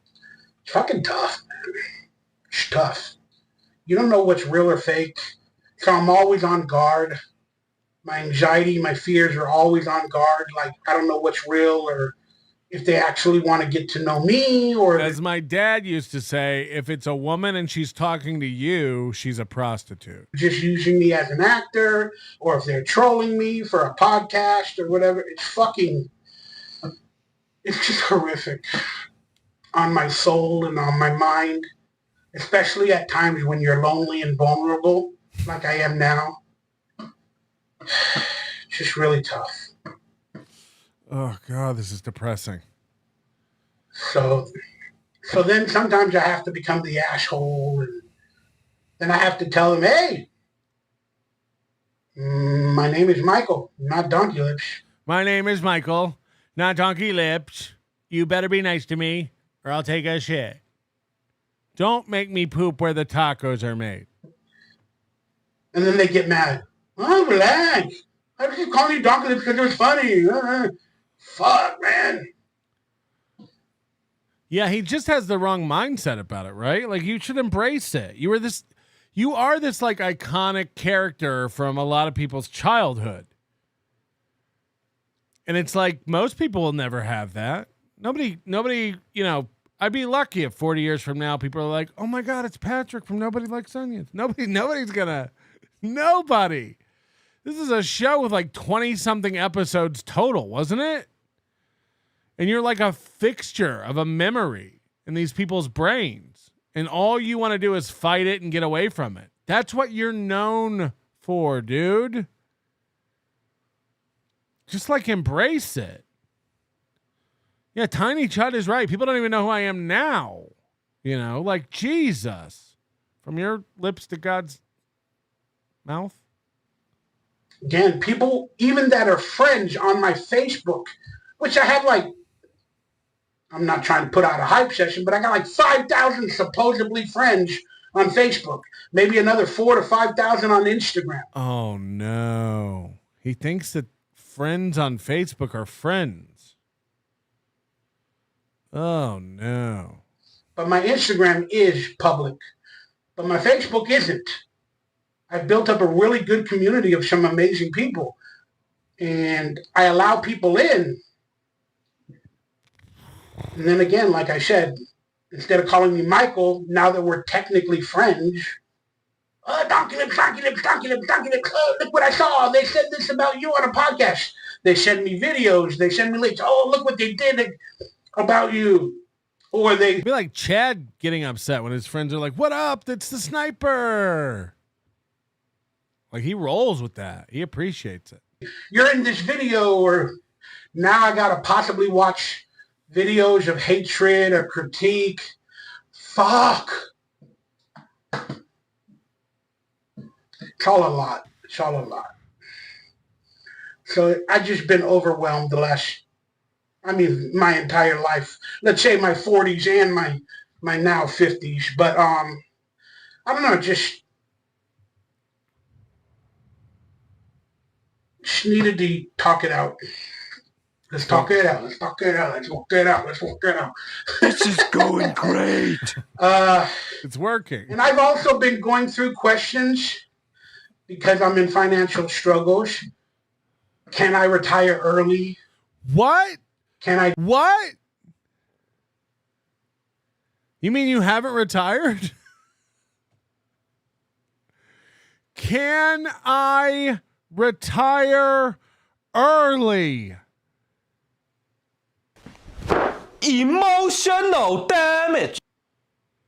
Can I retire early? I'm so sick of working so hard. I do it. I just got something in the mail recently that said through my SAG and AFTRA retirement fund, how much money I'll make when I retire. But I think the retirement age is like 61 in terms of the world, or 63 or 65. I know it's an odd number. In terms of the world, I haven't really done. In terms of the world? Yeah, those are good terms to go by. I always like to go by the terms of the world. Yo, listen up.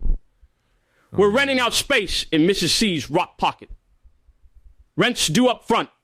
30 men inside that box. Spider gets to watch. Call now. What's cheaper, Mrs. C's Rock Pocket or Ashley Cummings' sofa? That wasn't Kevin. It was me trying out the voices. Sucker. Oh, boy. Kevin Hassey is now helping with the...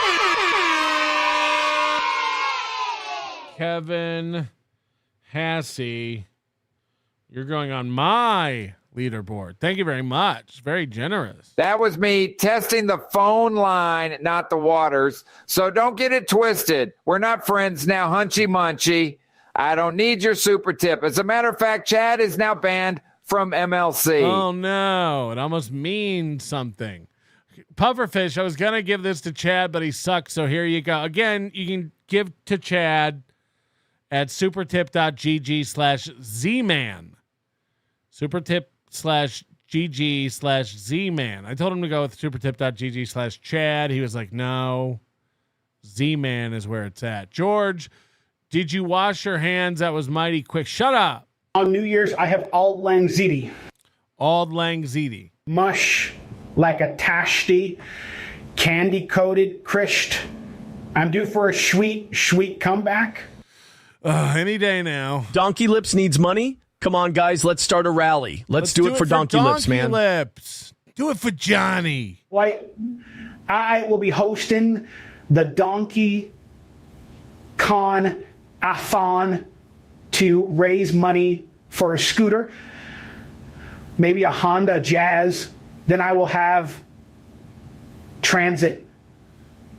I can then talk about thinking about doing live scoot and talk videos. But then again, I guess I wouldn't have a phone mount to hold the phone while I record.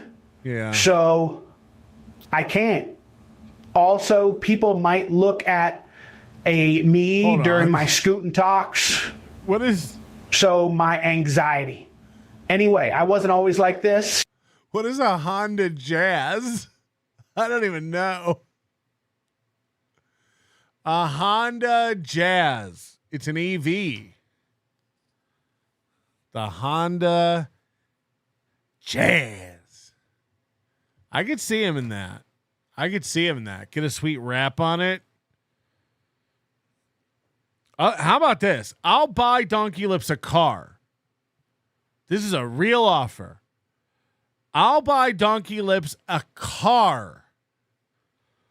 But we get to wrap it so it says Donkey Lips Mobile.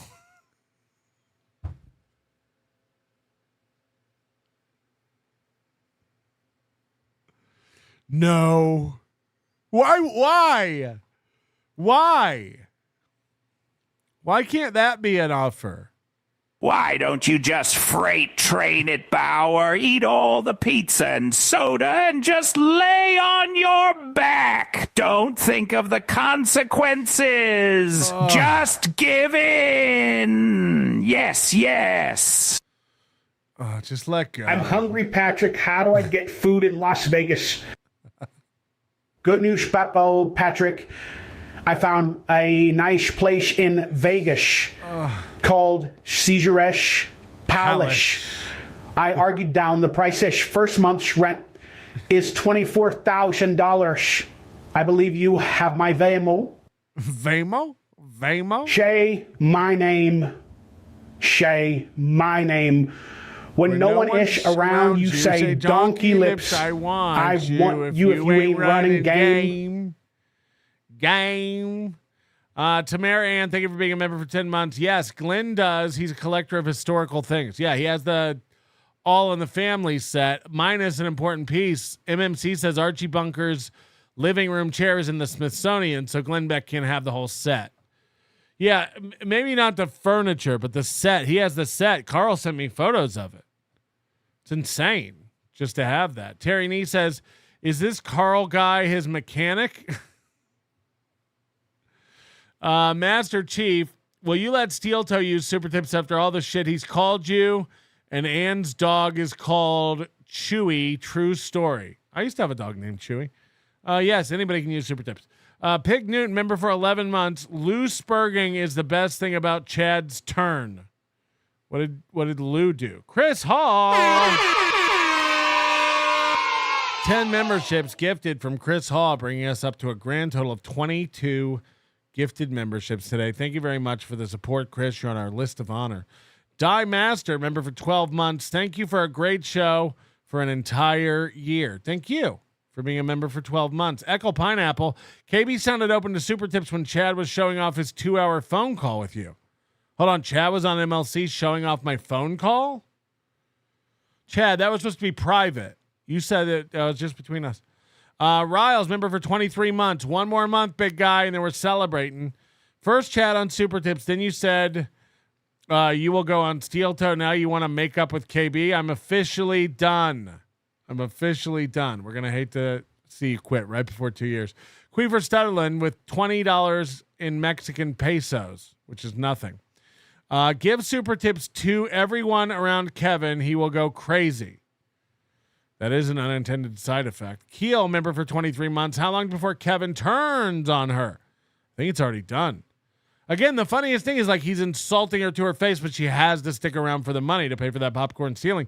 Coach JR Fishing, the worst thing you can do is be dumb and desperate. Agreed. David Fuller with $5 says, remember that Ashcombe is the name of the woman Imholte comes up from his basement to see every day. Ashcombe is the same type of woman. Sorry. Tim422, new member. Thank you very much. Pescado Joe, member for 10 months. Have you ever watched a whole KB show through? I think so. Spider McGee, he and Saturday John have the same job. He and Stuttering John have the same job. I need a new prescription. Charlie McGinnis, $5. I stocked coolers at a party store for 2 years in the 90s, and they haven't called me back. This is what I am. New Jersey Ranger 201. Just a reminder, he hasn't always been this way. I haven't always been this way. It's important to remember. Daylaw for 25 months says if Budnick saw this, he'd beat Donkey Lips up. Yeah, what are they doing now? Did they all just sit around and not get jobs too after their 1 year of child acting? Is it Corb? Is it? My old man used to say, don't do drugs. You're stupid enough, for fuck's sake. Yeah, dads are full of all kinds of useful advice. Painkiller, 19 months with us, and I've cherished every one. You can nuzzle up to Chad and want KB as daddy, but enough about the super tip. No, we haven't even checked the leaderboard. That's a good point. We haven't talked about super tips in quite a while. Let's get to that leaderboard and see who's what. Fuck. All right, it was updated 50 minutes ago, so this doesn't have the current information, and we're still being beaten by Carrie Paravello. We'll check it in 10 minutes, because if I'm not... Ba-ding dong ding ba-dong dong ding. Ba-ding dong dong ba-ding dong ding ba-ding dong ding ba-ding dong. Dug that deep into that. And I think it might be the same thing for my acting retirement, the fund. But I did read somewhere or heard something about you could possibly retire at 55. You'll get less money or stuff like that. But in terms of my acting retirement, I will get in a monthly stipend if I retire. Stipend.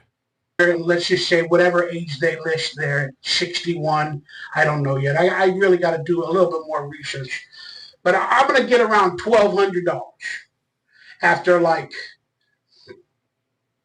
I don't know. How long have I been an actor? I started when I was 12 in SHAG, and then After was different, and they combined. So if I'm 50 now, that's what, 38 years? Carry the one. But I didn't make a lot of money every year that go to the retirement fund.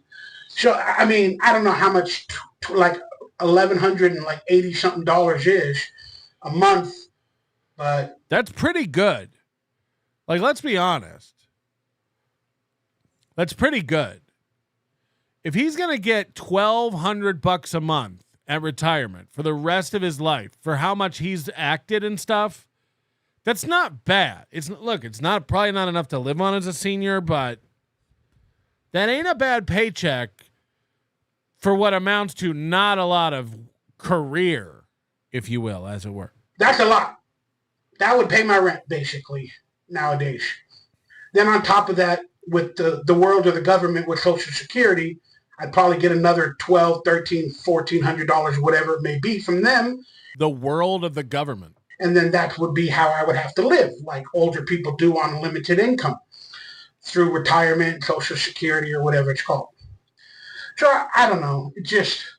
But the Great Scott says SAG-AFTRA is going bankrupt. Who goes bankrupt first, Social Security or SAG? Together, that might be around $2,300, $2,400. I sent him a photo of me and said, I'm sagging now. $2,500, I'm not exactly sure. But that's still not even a good living. You know what I mean? That's why older people still work. And it just makes me think. But that's something that I've been thinking about. And I got a little bit of information in the mail from it. So I might find out what is the earliest age I could retire, how much money would I lose if I retired early. Then on top of that, if you I'll take $800 a month if I can get it now. Retire as an actor, can you still work as an actor? If you get a part, years later? I don't know. No, that's what happened to Gene Hackman. Because they call it retirement. It's like, I don't want to work no more. But if a job comes around where they give you a job, be in my movie, we'll pay you this. All right, I'll do it for $1,000, a couple $1,000. Can you still do it? I don't know. But you're like Aaron Imholte. You do a movie for free. Aaron Imholte, there's a clip on Reddit. We'll go find it. We'll do Steel Toe after this. But Aaron Imholte went from they couldn't pay me enough to go back to radio to please, you don't even have to pay me to go back to radio. I don't know. It's a lot of things, man. So you guys are witnessing Michael Ray Bauer's brain. Gross. And it's wild. It's really wild. I got to start live streaming more, even if I only earn $20 to $30. What about the barriers? For 2 or 3 hours being online, because I do need that help nowadays really badly. Let's get Bauer on the leaderboard. I'm barely surviving. I don't know how I'm doing it. By the grace of God, by the grace of you all, your faith, your love. So many questions in the future that have just been hitting me. And the punches I can't answer the punches. I'm not being able to block all the punches that have been hitting me this weekend. He does seem more, to be fair, he does seem to be more self-aware than like Ray and Chad about his future. He's like, I'm going to need money. I'm going to be old. I'm not going to be able to work. I don't work now that I can, but I'm going to be old and not be able to work then as well. And I'm going to need money. And he's like budgeting and planning and thinking about the future. Ray's just like, I got this sweet treadmill in a basement. I'm going to live forever. Hopefully we'll chalk it up to a bad couple of days emotionally. But the problems ain't going nowhere unless I fix them or if I start to address them. So where do you find the strength? Where do you find that willpower that you have lost for so many years? Sometimes people have another person that boosts them up, or their wife, their girlfriend, their husband, etc., so on and so forth. I would give more money to homeless people at intersections if they were wearing cool Jordans, though. Or their best friends. I don't have a lot of that in my life. I mean, I have a few people that I'm kind of close with. But again, I don't communicate properly. I don't know how to be there for people as much nowadays. I've become more of a recluse. So he was just mad that people aren't there for him and treat him like donkey lips. But now he's admitting that he's not a good friend either. More of a hermit.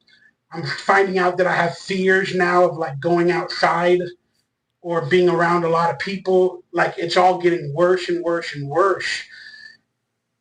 Wow. It's getting scary. It's hard out here for a pimp. Trying to get the money for the rent. And the Cadillac and gas money spent had got a whole lot of people jumping shit. But I wish my life was better. I wish I made it better. I am not happy where I am. That's clear as day. But I am still grateful and thankful. And I know there are better days ahead. And I know I have a good head on my shoulders. You just said you don't know if you'll ever be in anything again. You don't know if you'll ever work again. But you know there are better days ahead. Because I'm at least understanding of all of the issues and the problems. And I'm knowing what's needed or necessary to do them. I'm just having the trouble of breaking the barrier with all my other barriers in front of that barrier, whether it be financially, mentally, emotionally, spiritually, etc., so on and so forth. You're crazy, Mike. I'm not crazy. Crazy people don't know wouldn't even crazy. have that thought. He keeps using that as an excuse. I'm not crazy, and if I was, I wouldn't even know it.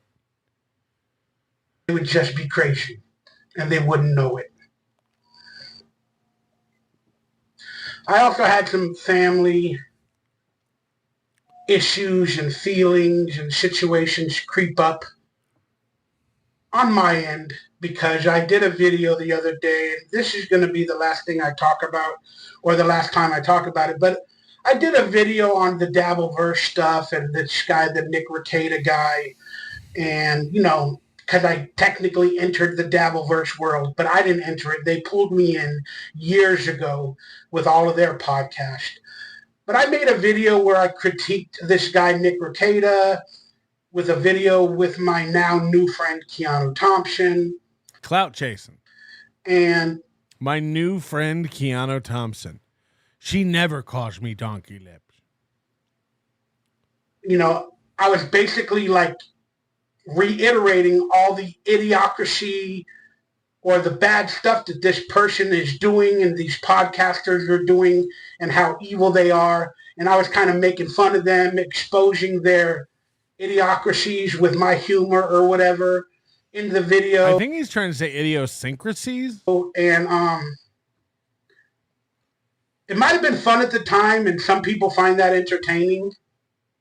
But I'm going to be honest with you, after I finished that video or that live stream, the live stream was really good up until that point because I shared some photos of the Youth in Film Award video. Then I went into the Dabbleverse stuff at the end that took like an hour and a half from the show. But after that video, after every live stream, I have anxiety. I have crazy bodily feelings and emotions where I'm like, what did you say? Bodily feelings. You probably said too much. They're going to use this information against you.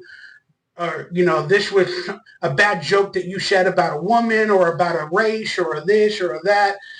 You're going to be canceled. These are all the thoughts that go. You're going to be canceled from what?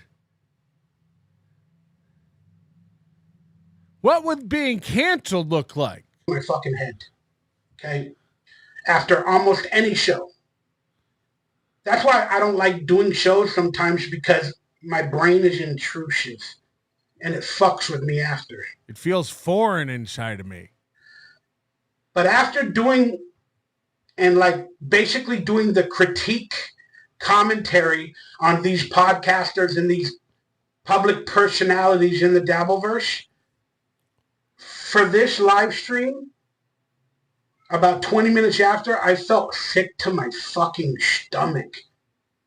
Because I preach positive vibes and I preach, you know, non-critique and try not to expose people or be evil to people and stuff like that. I preach it. And then I realized in that video, I did exactly what I went against what I wanted to do. It was probably botulism. Why did I do it? Because I thought it would get a few views, maybe a couple of donations, because the Dabbleverse people are all around my videos. But I felt sick to my fucking stomach. Not only because of, you know, who Nick Rekieta and the other people are. You know, they're just fucking evil as shit. And I felt sick to my stomach because I was changing up my personal values to do that video. And that's not who I want to be. No matter how much money I can get from doing that type of stuff, how much was against it? People, I don't like it. And now, do I do it on occasion with public personalities, whether it be the president or news stories? Of course I do. You know, it gives you something to talk about. Oh. But do I directly want to do shows against other people and showcase their problems and their issues and their emotions, and when they're having probably the worst days of their life. Do I want to pile on to people like that? If you really believe they were evil, then why not? I don't want to. Oh. That's why I felt sick to my fucking stomach. It's just not for me. So at that moment, I realized I'm out of the Dabbleverse. That shit is not for me. That's what they do on all of their shows. That's what they do to all their people. They create content off of each other. They tell stories, and then they use it against them.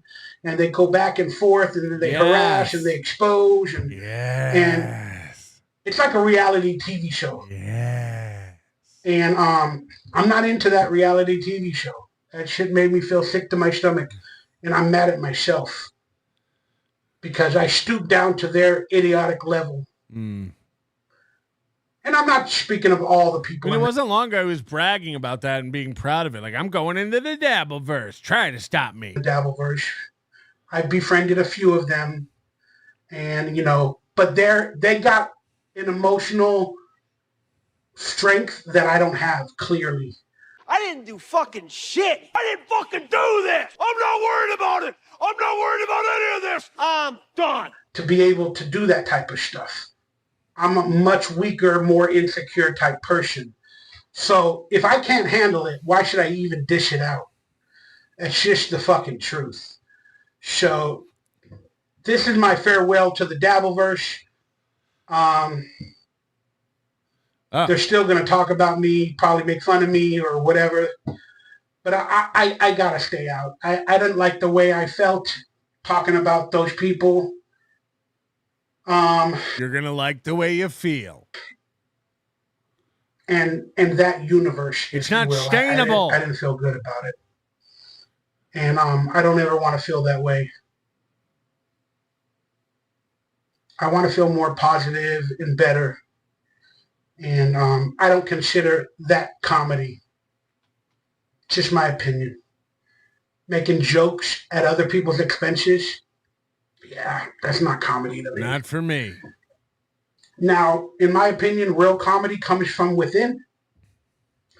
And if you want to make fun of anybody in their situation, make fun of yourself or the situations you've been in or the problems you have been through. Like the other day I was walking down the street and I was wearing a tank top. Like I don't even have a joke associated with it. Now that's comedy, baby. But, humor and real comedy comes from within, not at the expense of others. That's just my opinion. That's why some of the best comedians, in my opinion. Yeah, there's never a butt of a joke. Every joke is at someone or something's expense. Every joke. That's what a joke is. You cannot have a joke that doesn't have an associated butt of the joke. That's what a joke is. Don't do that. I like jokes that aren't at anyone or anything's expense. Tell one. I'll wait. Tell a joke that doesn't. I short of stuff. Again, I'm sure they have, but now that I'm trying to think about comedians, like George Carlin, I like all the elite conspiracy stuff, if you want to call it, with George Carlin, where he makes fun of the politicians in the world and, they got a big old boys club and you ain't invited. Stuff like that. But the comedians that constantly bash or harass another comedian or somebody in the audience or, public figures constantly, like with 90% of their jokes being about one public figure or actor or whatever the case may be, that means they don't have material on other better subjects. So they're just using that one subject. And again, some people have made a career off of that and they are funny. And a lot of people do like it. But it's not for me. It's just not for me. And I don't like sarcastic humor at all. Because sarcasm comes... I don't like sarcasm? Holy shit. From a place of reality on the other person. And I'll end it with this. Like, sarcastic humor. You should name it a game. Is different than intelligent humor. Like, if somebody's being corrected for the lack of knowledge or a word or not being able to read a clock, something like that, that's like intelligent humor. I have to be more intelligent than you. Let me. You hear that, KB? You nailed her. Show you how you were wrong in your stupid statement, or your stupid this, or your stupid that. Some people might call that sarcasm. No, that's like, let me show how more intelligent I am, or you didn't understand the meaning of the word. But sarcastic humor is like when they see somebody's clothing or feet or their face or their body parts, and then, you know, they do sarcastic humor based off of body parts. If you make fun of Carl's feet, you're not a friend of mine. Clothing, this, that, whatever. I've never looked at Carl's feet. Are they fucked up? I've never even thought about it. And then they say, oh, it's just a joke. I'm being sarcastic. I don't really mean it. Bullshit. You're looking for something to make fun of with a person. I heard it's because his parents believed in foot binding. You're looking to make fun of them. So you're trying to find something through their body or whatever, their clothing, but you're looking for something to make fun of and to be sarcastic about. And then there are various forms of sarcasm. I do understand that. But most of the time, the sarcasm I've gotten is when people insult me and they say, oh, it's just a joke, man. You know, because you wear Crocs. And only idiots wear Crocs, but you're not the idiot. It's just a joke. That is a good one. I love you, Mike. Fuck you. They call you Mike? You just said they all call you Donkey Lips. I don't know. Maybe I should call this video just my 2 cents. No, I'll call it the anxiety file because you guys got a lot about me. All right, I'm going to wrap it up for here. 3 more minutes. Did you guys get anything from today's hangout talk? Did I make you see anything differently? Or did I make everything worse where you're like, man, he's struggling? Either way, I hope you guys found something that you can relate with in my anxiety files video. Maybe I have advice within that you can also put into your life through my issues. But more importantly, I put it out there. And that's one of the hardest things for people to do. And they think it shouldn't be done. But I put it out there. Because I hope the real people and the real good people that enjoy me are actually trying to get to know me through these videos. So you can end up either, I like him. I'd like to hang out with him. I'd have a good time if I watched a movie with him or played at an arcade with him and we shot the shit, watched a football game. I'd have a good time with him. Or I'll drive to LA to watch a football game with Mike Bauer. Even better, I'll buy us some Raiders tickets. Come on out to Vegas. I'll take you. I'll buy you a hot dog. You're in the camp where, look at this lolcow giving out all this information. He can't help himself. He needs to tell the world his problems.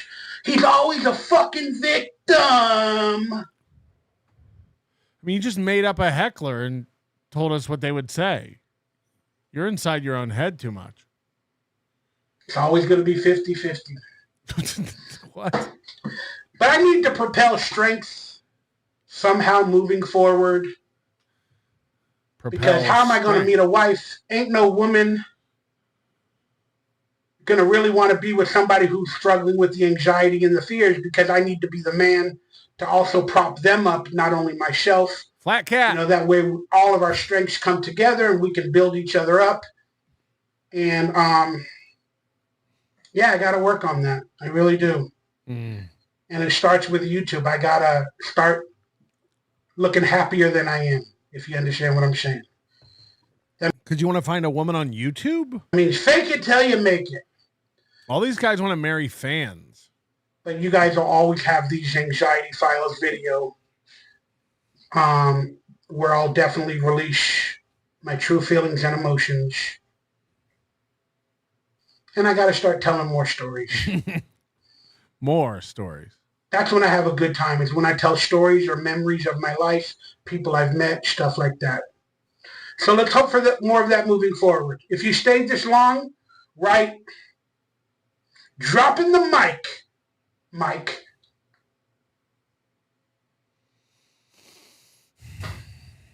I appreciate y'all. I love y'all. Have a beautiful day, and I'll see you on the next live stream, maybe tomorrow or the next day. But I hope to see y'all there. Hit that. Mikey's right. Right-click the like button. Tell a friend about it. Get involved with the program. It's the only way to sustainable. Pufferfish, just randomly for no reason. OMG, look at that butt is live right now. He's live every night. He streams himself playing video games instead of cleaning his apartment. Patrick, can the donkey man move in with us? We can make toilet steaks. Maybe I'll put up a toilet steak video this weekend. It's either everything's funny or nothing is funny. I digress. Let's refresh the leaderboard. Refreshed 14 minutes ago. We're still not doing it. You guys are letting me down. This is embarrassing that Perry Caravello, who wears a fanny pack live in his own house, is beating me. I mean, Jesus Christ. Tell me what wingy. How do we do better? How do we get better than this?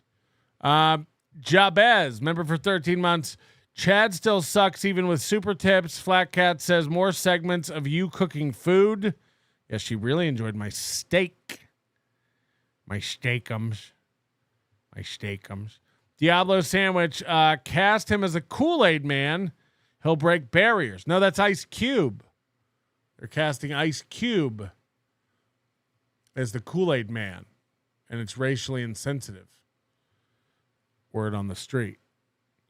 Did you know this? Because this is important that we all make ourselves aware. The Steel Toe VIP program is back. It's danger when he's bringing out the lightsaber. I've got some news and notes. If we want to start with show news and notes today, we do. Okay. I got all the VIP orders done. Mm-hmm. So he's been saying this since January, by the way. He's been telling VIPs all their orders come out. He hasn't promoted the VIP program in months. Thank God for this So Thorough Joe Burrow clip. All VIPs should be there in 5 to 7 days. You were right. Streamlabs is such a better shop than Spring. Mm-hmm. It worked. It just worked so nicely. Got all those ordered up. So now I can officially say that once I get confirmation that all of those orders have arrived, I am opening up to all of our existing VIPs. I'm definitely by the end of next week, but possibly by the start of next week, VIPs can start ordering their one item of new merch.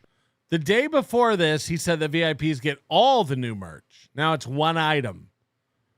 $250. Give it one time, and you get one item of VIP merch every year. Free admission to all the live shows, and I think screen time. That they get for free for the year. And we can also announce that the VIP packages are back. Mm-hmm. $200. You drop $200 on the toe. Whoa, it used to be $250. And then yesterday he got a donation for $170 and said, you know what, that's a VIP package. So the VIPs are on sale. They must be going through that same sale Cameo's going through. VIPs are now $200. Guys.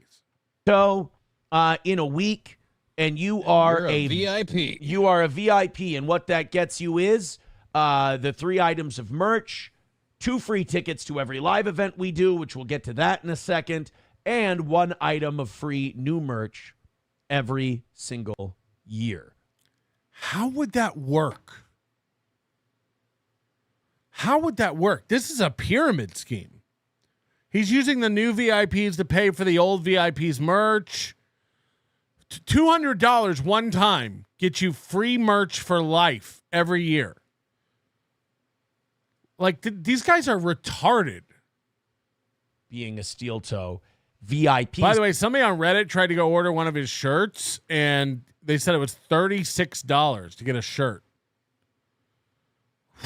So thank you guys very much for that. And speaking of that, of the live shows, I'm already getting VIP orders for the anniversary show. Of course. The anniversary weekend tickets went up for sale. Nice. Yes, I have the link right. You should forward that to me later after the show so I can promote it on mine. Not that it'll really matter because I'm a tiny show who just how dare a sliver of your audience, but no, check this out. This is It's like Johnny's been checking his own GoFundMe. There we are. Somebody pointed this out too. I didn't realize that he's using his mugshot on the flyer. Mug shots and tug thoughts. Am I right? Look at this. There's the 11th anniversary. Somebody also pointed out how like 11 is really tiny and then the TH is big. Like, what's going on? This looks like it says if anniversary. Every weekend, you got me. I used my mugshot. Come on, that's funny. It's funny, especially considering you're using a mugshot and then one of my photos from the club. From Stoney's, yeah. From the club. How does that go? Considering you're using a mugshot and then one of my photos from the club. From Stoney's, yeah. You're using a mugshot and then one of my photos from the club. From Stone. Especially considering you're using a mugshot and then one of my photos from the club. From Stoney's, yeah. That's not from Stoney's. The Budweiser thing? I thought that's on one of the benches. What's that from? That's from Fat Jack's. That's from the if I'm strip not club? mistaken. Oh. If I'm not mistaken, that's from Fat Jack's, but I could be wrong. That rule's harder. You kind of look like you could be Mark Allen's son in that photo. Oh. And then Keekums and Chinoums and everybody. So we've got Saturday the 26th. We've got the Cornhole Tournament and the comedy show. And then on the 27th, we have a shitload of tea times at Wapakata and Sauk Rapids starting at 7 a.m. Cash prizes, all kinds of good stuff going on there. Thousands in prizes. So what he just said there is interesting. We have a lot of tea times at Wapakata. So someone on Reddit called this Wapakata Golf Club and made a tea time for Sunday morning at 7:30 a.m. And they were like, yeah, fine. That's weird because Aaron has a tournament starting at 7 a.m. So the theory is that Aaron just reserved a bunch of tee times and isn't telling the golf course he's running a tournament. Because it's not listed on their website. Now, I don't know if anybody at the golf club knows anything about the tournament. That wasn't asked. But apparently you can call and get a tee time for July 27th, Sunday morning. So go get your tickets on eventbrite.com. Steel Toe Morning Show 11th anniversary. We've got, I think, 4 different ticket packages for, basically the cornhole is going to be $2 just so we have numbers, but you will have that refunded when you get there. I just want to have a good idea of numbers. If you want to join that tournament for free when you arrive at 2 o'clock, you can do that too. So party's going to start at 2. Cornhole starts at 3. Comedy show at night. I've got an idea for how to avoid these shit-faced people, singing Kanye's latest hit. So the comedy show is at night. This whole thing was like, we're going to do the comedy show in the afternoon so people aren't shit-faced and hungover. But now the comedy show's back at night, which it should be. Comedy in 2 in the afternoon is retarded. But who's getting up to play golf at 6 a.m.? I've got some ideas and some solutions for that. And then I'm excited to hear them. Yeah, karaoke after that, and then the golf tournament the next day. It's going to be a fucking bender, guys.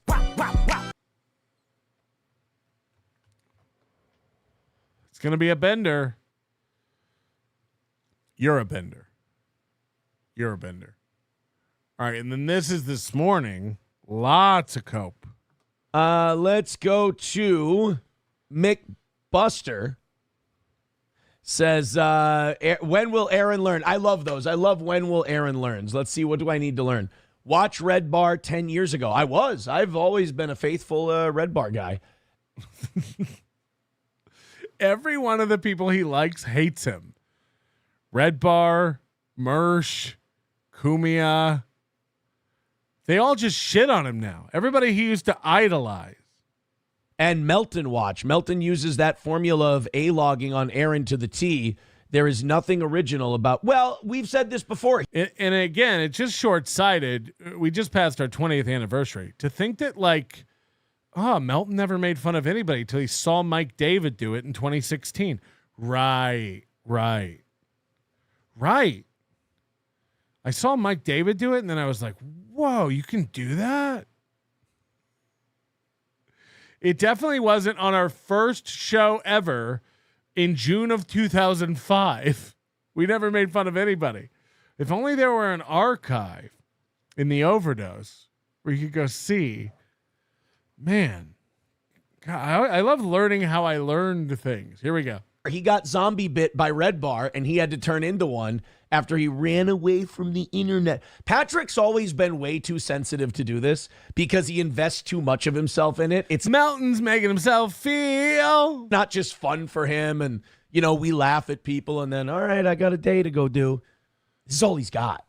So he's very serious, and he's wrapped up in it, and now I don't know if you saw, all of their guys are now trying to dox Mama K. I don't know who that is, and I could care less. But now all my guys are trying to dox Mama K. Who?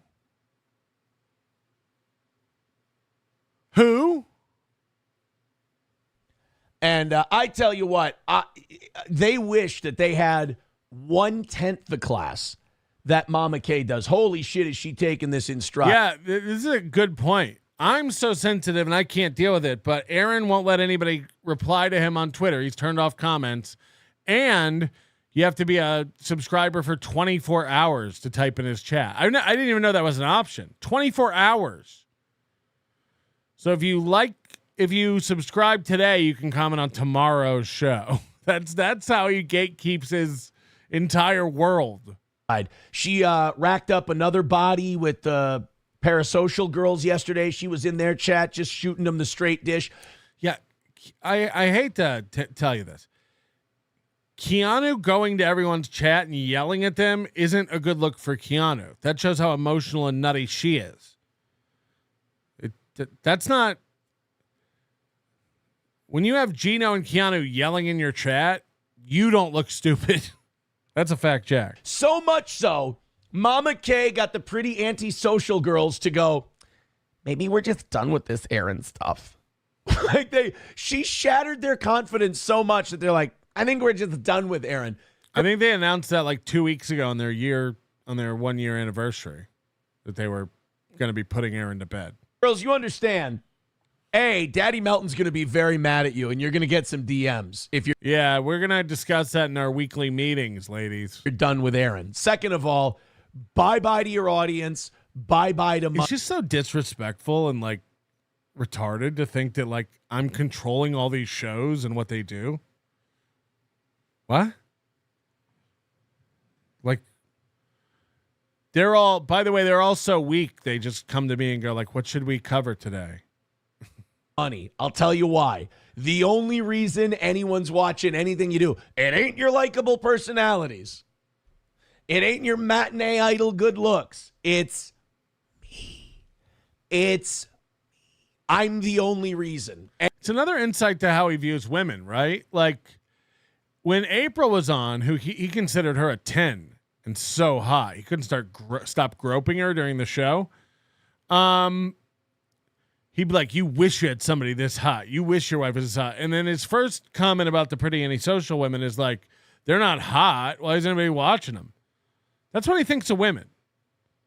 That's how he thinks of women. It's well, if they're not pretty, what value do they have? It's like, okay, got it. Anyone gives a shit about anything you do. I'm captivating. It's like you clearly see other value in women besides their physical appearance. You moved on from April to SP.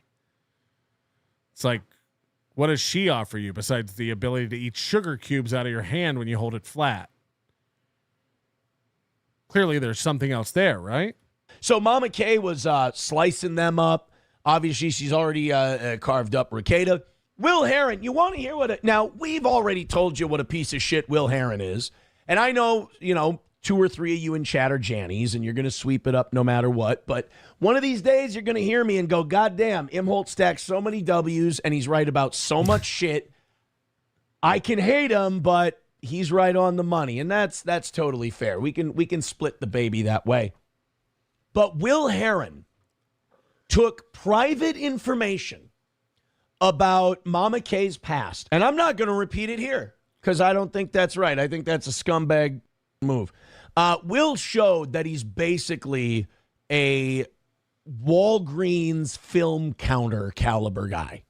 Actually, I might have to apologize to people who run a film counter at a Walgreens because he took private information she gave about her past and just kept feeding it to Nick. And then yesterday, Nick's using it and going like, she should. Like basically, if Nick had said on YouTube what he was writing on Twitter yesterday, he'd have no channel today.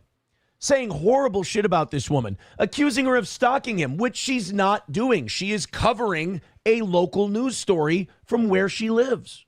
Totally fine. And I had people go to my court stuff. How's it a news story if nothing Ricada's done, as far as I know, has been in the news? You have. I must have forgotten about the Channel 9 footage of Nick Ricada's family being broken up because of the cocaine arrest. I missed that one. It's a local news story. Also, Nick, you got to stop fighting back against everybody. It's like, just let them all get. Again, the funny thing is, like, let them all spurg. It's like he accuses me of going after Mama K. I don't even know who the fuck that is. I don't know what you're talking about. I've never been more checked out of steel toe in my life in 2 years. Who's Mama K? I didn't mind at all. In fact, Carl's wife? If the one fat guy who went to mine hadn't been staring out the window and trying to not make eye contact with me as I smiled at him, I would have went over and shook his hand and said, hey, how's it going, buddy? And then as soon as my plea deal got read in court, he stormed out. He was all mad. Buddy, it's not your life. You'll be okay. So Will Heron takes this private information he was using as a journalist that Kay confided in him, fed it to Nick, and now Nick's using it to try because she embarrassed him. And when a woman especially embarrasses Nick, oh my God, all he wants is he spends all day hoping they. And Nick doesn't understand the Streisand effect. He also doesn't understand that the more you struggle against that quicksand boy, the faster you're going to sink. So there. I do think that's true. I do think, like, Nick, you can't, like, these people are never going to be on your side. So arguing with them doesn't, it's just like, let retards be retards. They're all kind of getting their comeuppance now. Will Heron has shown himself to be one of the biggest pieces of shit out there. And I'll say this, I called it second. Keanu drilled it from Jump Street. I think we all kind of owe Keanu an apology because she had Will Heron sniffed out like that. Hey, Cardiff's kids. Let's not forget, this guy used to revel in Will Heron dismantling Keanu. God, that Will Heron is honest. God, that Will Heron is amazing. God, Will Heron is just making Keanu look so stupid. Will Heron's the best. And then Will Heron gets red-pilled. And now it's like, God, Keanu owns Will Heron. It's like, both of these people are losers. Nobody's owning anybody. This is retarded. And by the way, you flip-flopping constantly about this is insane. When Keanu and Gino were on the outs, Will Heron was destroying Keanu. Remember? Keanu was like striking his channel, and And Aaron loved it. Oh, God, Keanu looks so dumb because Will Heron's holding up the candle of truth. And now it's like, God, Kiki's making Will Heron look stupid. It's like, ugh. This is like, and again, all these people think their friends are with these people. Like, they're real people. Like that. And now Will, you can tell Will's panicking. Will's in people's DMs. Is Will Heron even still around? He's in people's DMs? Does Will Heron make content? I don't even know. Like, what's everybody talking about? And Will Heron, like... What do I do? What do I do? Will's losing his mind, throwing accusations at people. Guys, hurry up and get your super tips in before the next leaderboard refresh. I swear to God, I'm ending it all if I get out of here and I'm not number one. God, we need that money. Let's hit the goal. The goal is number one on the leaderboard. I'll probably take the leaderboard down. This is a bad idea. Paranoid is all shit, and he should be. I'm glad, the fact that he's so emotional about this shows that I think deep down he knows he's up and he's a piece of shit. Mm-hmm. But hey, you backed the wrong horse and you don't admit it. He's constantly saying like you backed the wrong horse.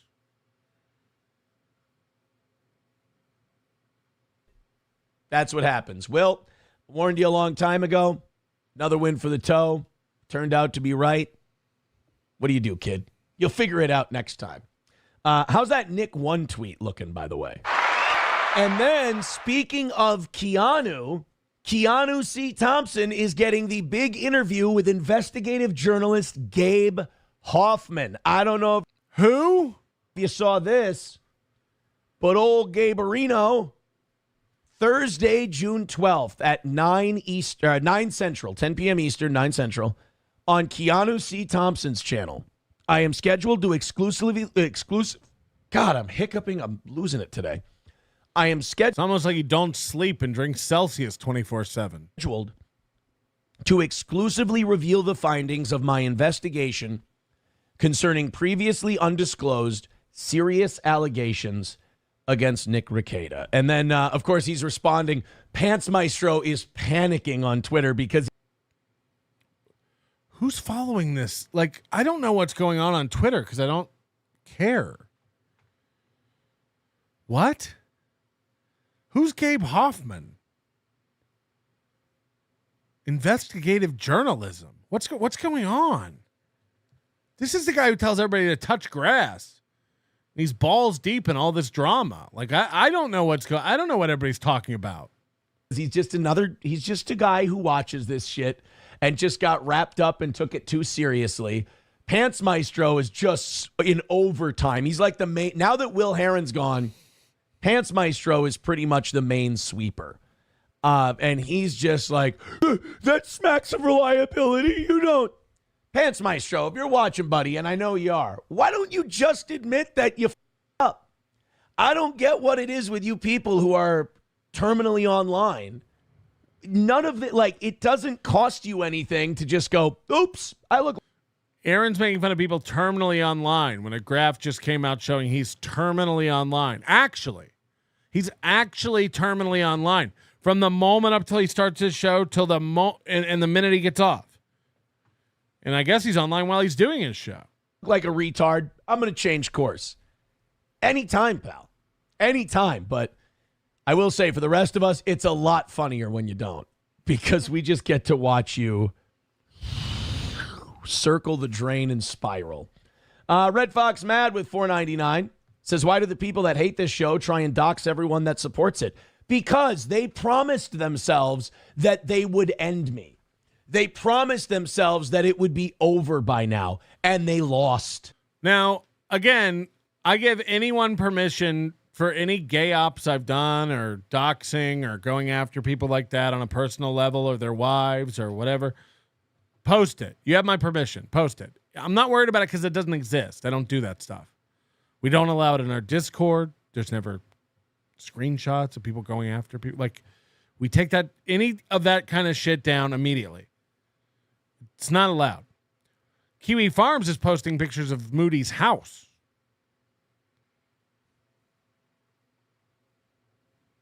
So?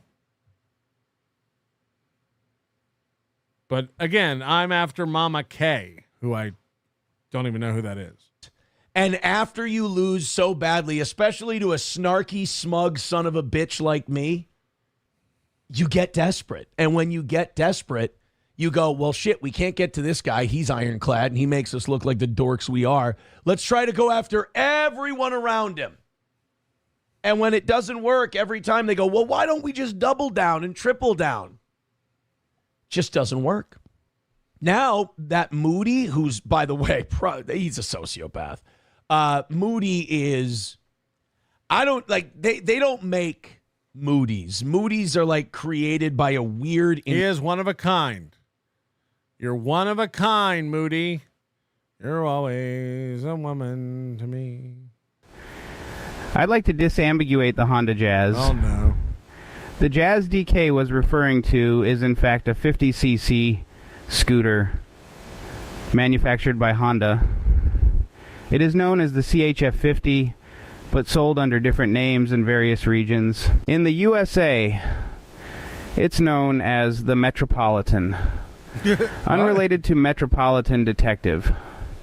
In Canada, as the Jazz. In Australia and parts of Asia, it's the Scoopy. In Japan, it's known as the Crea Scoopy. This can cause confusion with the Honda Jazz Hybrid EHEV car, arguably a poor naming choice by Honda.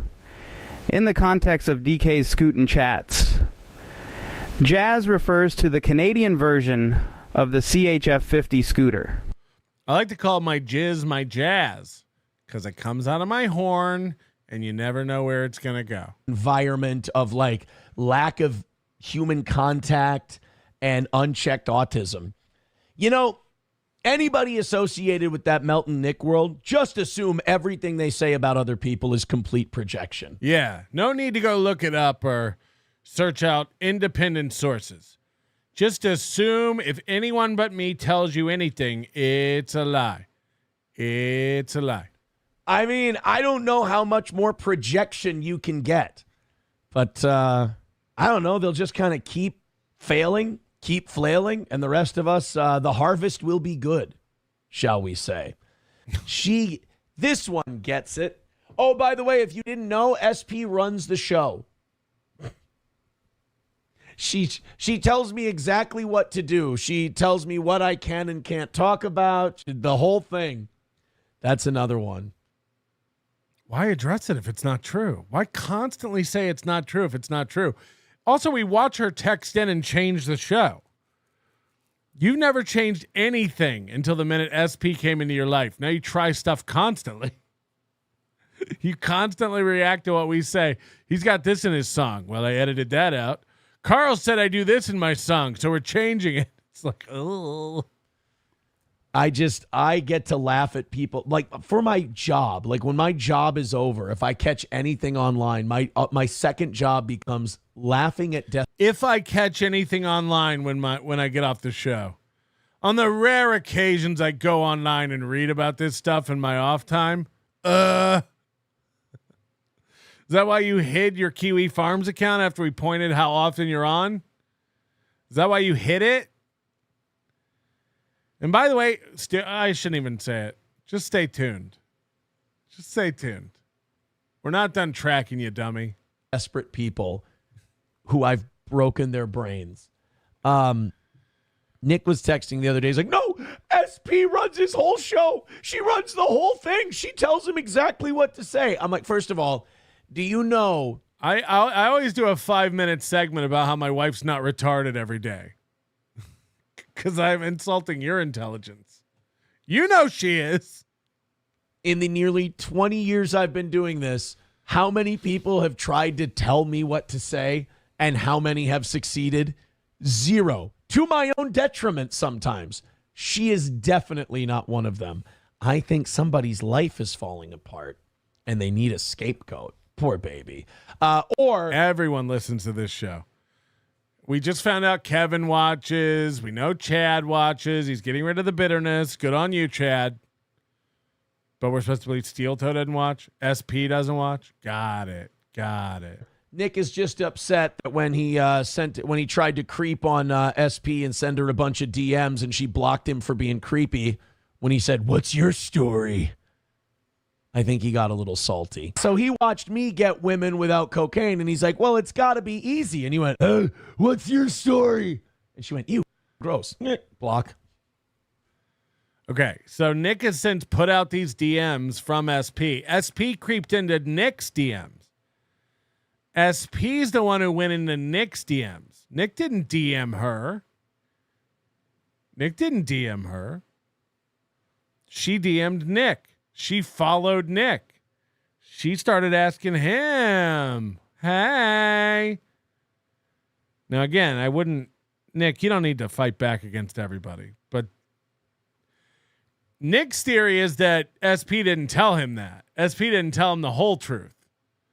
And this is all on Nick's Twitter, but SP was the one who followed Nick and was like, "Hey."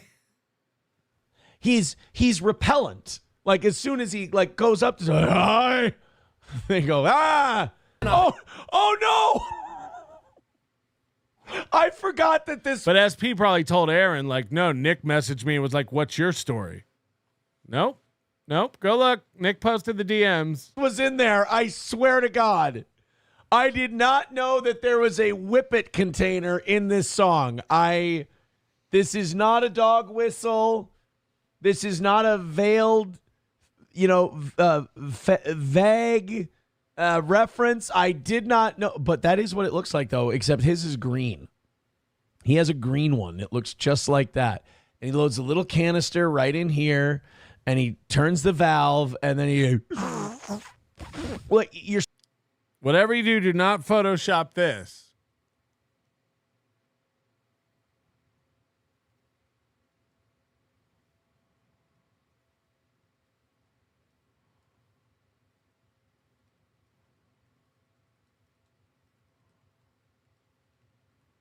Animated GIF, anyone? Hey, Gummy Chainsaw. That's a good technique. Well, you're sucking in, but your cheeks look like a chipmunk at the same time. It's beananners. $4.99 from Plankton says, "I need a primer on the safe sport thing. How does complaints involve felonies break?" I love this. You want to see history rewritten? You want to see gaslighting? Listen to this. Break it down, please. So a bunch of people called in on me and said that I was abusing my kids and shit. So then they go, "What?"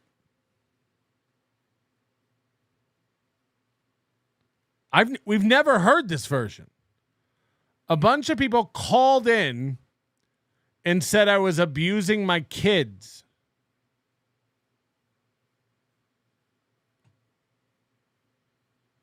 Go on. Oh my goodness, that's terrible. So they look into it. And when they look into it, they go, "Okay, we got to put you on hold because we found a few things." So they put you on hold and they got to investigate. And then as soon as they wrapped up the investigation and found out that there was no felony, anything like that, that was the only thing that raised the red flag. Now that you were never a coach. We made fun of you because the owner of your gym privately in an email said, "Aaron's never been a coach. Aaron doesn't coach here. He's never been asked to coach." And then because your ego got bruised, because being a coach and a tough boxer is such a big part of your personality, you ran to Safe Sport and filled out an application to become a coach. Part of that application is that they do a background check. When they ran a background check, they found out that several women have restraining orders on you. You have violated those restraining orders, and you have a pending felony case for revenge porn. That's what got you put on hold. That's what got the red flag going. A bunch of people called in and said you abuse your kids? What? that's over with, they can conclude their investigation. And that's why you have your... Wrap it all up, get all my stuff back. Not get it back. get it initially. You've never been Safe Sport approved. You've never been a coach. You've never been a coach, Aaron. You're not going to get it back. You might just get it. But as of right now, when you go to the website, it says suspended. Once they looked into it, no felony, it all was wrapped up, I get my stuff back. When? In January, you said 48 hours. When? Get it back. This guy's a loser. I hate that. Whenever they open an investigation, they take all your stuff away no matter what. You didn't have it. You applied to get it, and they said not so fast. Nobody took it away. The reason you were doing it, the reason you applied for it, is so you could get it. You've never been a coach. Fake sport. Correct. Whether you did anything wrong or not. Now they've finished up the investigation, and I get my stuff back. When? You said a month and a half ago, you said that Jim already got the email that you were back and you were waiting on your letter. When? When does that happen? I'll tell you this. I was in the right the whole time. I was. Check the camera. Make sure this looks convincing. Okay. Never should have been suspended in the first place. And they're learning that now, and I appreciate that. However, just like this is a government entity, and just like any government bureaucracy, it takes them a lot longer to give you back the thing. Safe Sport is not a government entity. Maybe I'm wrong there. Correct me if I'm wrong. It's like saying the Olympic Committee is a government entity. Not really. I don't think Safe Sport is part of the U.S. government. They wrongly took away than it does for them to shut everything down. So that's a little annoying, but I'm glad because it was the biggest punch they possibly had, and we beat it. And I'm so happy. We beat it. I don't have it back yet, but we beat it. Don't even look. And I never stopped boxing. I mean, you stopped boxing 2 years ago. He uses this like I go down to my gym and hit the heavy bag. That's boxing. This is boxing. You haven't boxed since 2022. I never stopped boxing except for the canceled bout I had in February 2024 and the canceled bout I had in February 2025. I never stopped. $1 from Tim says, hopefully one day you can go for a boxing record of 0-3. Oh, no, I ain't lose. I'm probably going to run off 7 or 8, maybe 10 in a row before I have to stop at 40. Well, I don't have to stop at 41. At 41, you got to go into they don't call it seniors division. They call it the masters division. So I got to go with, I got to run off 10 in a row, I think. We'll go with 10 in a row. Let's go to Mr. Nobody. Says, how are you correcting him when you're the one that wrote? I didn't write my record as that. Who wrote my record as that? Yeah, lunatic. What are you talking about? My lost interest. I never wrote down 2. It's not even like we heard about it. We saw the sheet with your handwriting where you wrote it. You record 2. Says, unfortunately, tariffs always. Oh, are they? Oh, someone's. All right. There is another video today about the April post on Kiwi Farms. Is Stalin got that video? Yeah. Here we go. Oh, boy. Oh, boy. Says, not sure if I'm late, but someone claiming to be Ape posted in Nick's thread this morning. You know what? If people want me to go find it and check it out, I will. But you want to see a guy get scared live? I'm going to press X to doubt on that one. I don't think April's coming out of hiding to say anything, and especially not. She better not on Kiwi Farms. I don't think she's going to do that. All right, let's try to investigate this claim. Like I said, I'm going to seriously press X to doubt. It's pretty par for the course. Oh yeah, someone named April A. Yeah, He's going to pretend like he wasn't looking at this right before the show. I guess I'm going to have to pull up Kiwi Farms and have a look. I don't even know if I'll be able to find it live on the show. Oh, yeah, here it is. I had that tab open on my phone permanently. Press X to doubt. 3 times he said that. Holy shit.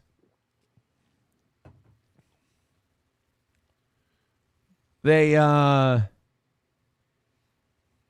don't know. I don't think this is her. I mean, I'll read it, but I don't think this is April. Well, I guess, look, I know the way she writes and talks and everything else. I'll judge for my own. Hey, so firstly, a lot of misconceptions out there about myself, my ex, which one? My past relationships and everything that went down, much of which was painfully public. This will be the last time I address it, so please respect that. No, this ain't her. This is a gay op. I wasn't at the house towards the end of the relationship. I moved out of the side house. Oh, the side house. Let's see. I don't think she would call it the side house because I'll just say because she called the stinky pussy house like I call it. Someone started to resent me. A rift was forming and there was misdirected anger at me. To clarify, I was living with Celeste and Bob for the last few weeks, so we pretty much stopped sleeping together. After that, minus a few occasions. Well, then you didn't stop. Oh, you just said this wasn't April, Aaron, so stop yelling at it. This isn't April. Oh, yeah? Then why'd you keep sleeping with him? Now he's yelling at the post he just told us wasn't April. Boy, she is going to blow up the whole thing. I don't think this is her, by the way. Again, press X to doubt. That's why you're arguing with it? Got it. This is great, like fan fiction. Someone asking, did Jesse P.S. write this? It could be. It's juicy gossip. Maybe he slept over twice at the most. So at Bob and Celeste's house. But those were one-offs. His parents were good hosts, and I have nothing bad to say about them. But if again, press X to doubt. This is out there, whatever. He's got all this gamer speak now. But they were housing a side chick. They're not good hosts. Eventually, so he's arguing with the post he thinks is fake again. I decided to move out due to a few reasons. The biggest was that I felt hurt. I felt hurt because he told me that we could be together, but he was full of shit. I'm not a fighter. I'm skipping a few things here for myself. Oh. So you're editing it so you don't look too bad? Got it. I wasn't going to continue arguing over everything. Skip that. Why? The best disinfectant is bleach. Oh boy. Oh boy. You guys are going to have to go read some of this stuff because some of this I can't read. Oh boy. Oh boy. If this is really her, she's throwing a grenade into things. Again, I don't think this is her. I don't believe this is her. Although there's a lot of things in here that nobody would know. Look at this panicky Pete. Like there's things in here that I'm reading that I can't read on the air that nobody would know. This is breaking news, by the way. It isn't. I'm going to say this. I think it's a gay op, but if it's a gay op, it's a very well-researched gay op because I can co-sign some of this stuff. Well, that means a lot. Oh, boy. This is going to cause problems. Even his words are still funny to me because the kids always came to me when they needed help with their homeschooling. Oh, no. They didn't even really need me. The older kids especially are really bright and amazing. That is how she writes.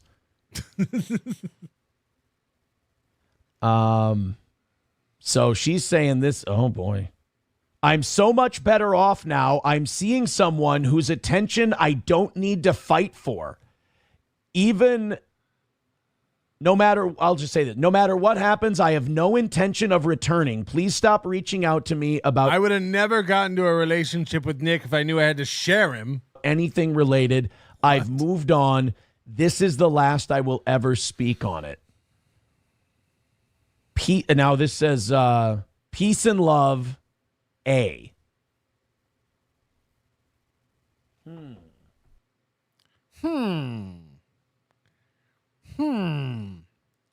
You can do it. Put your brain power to it.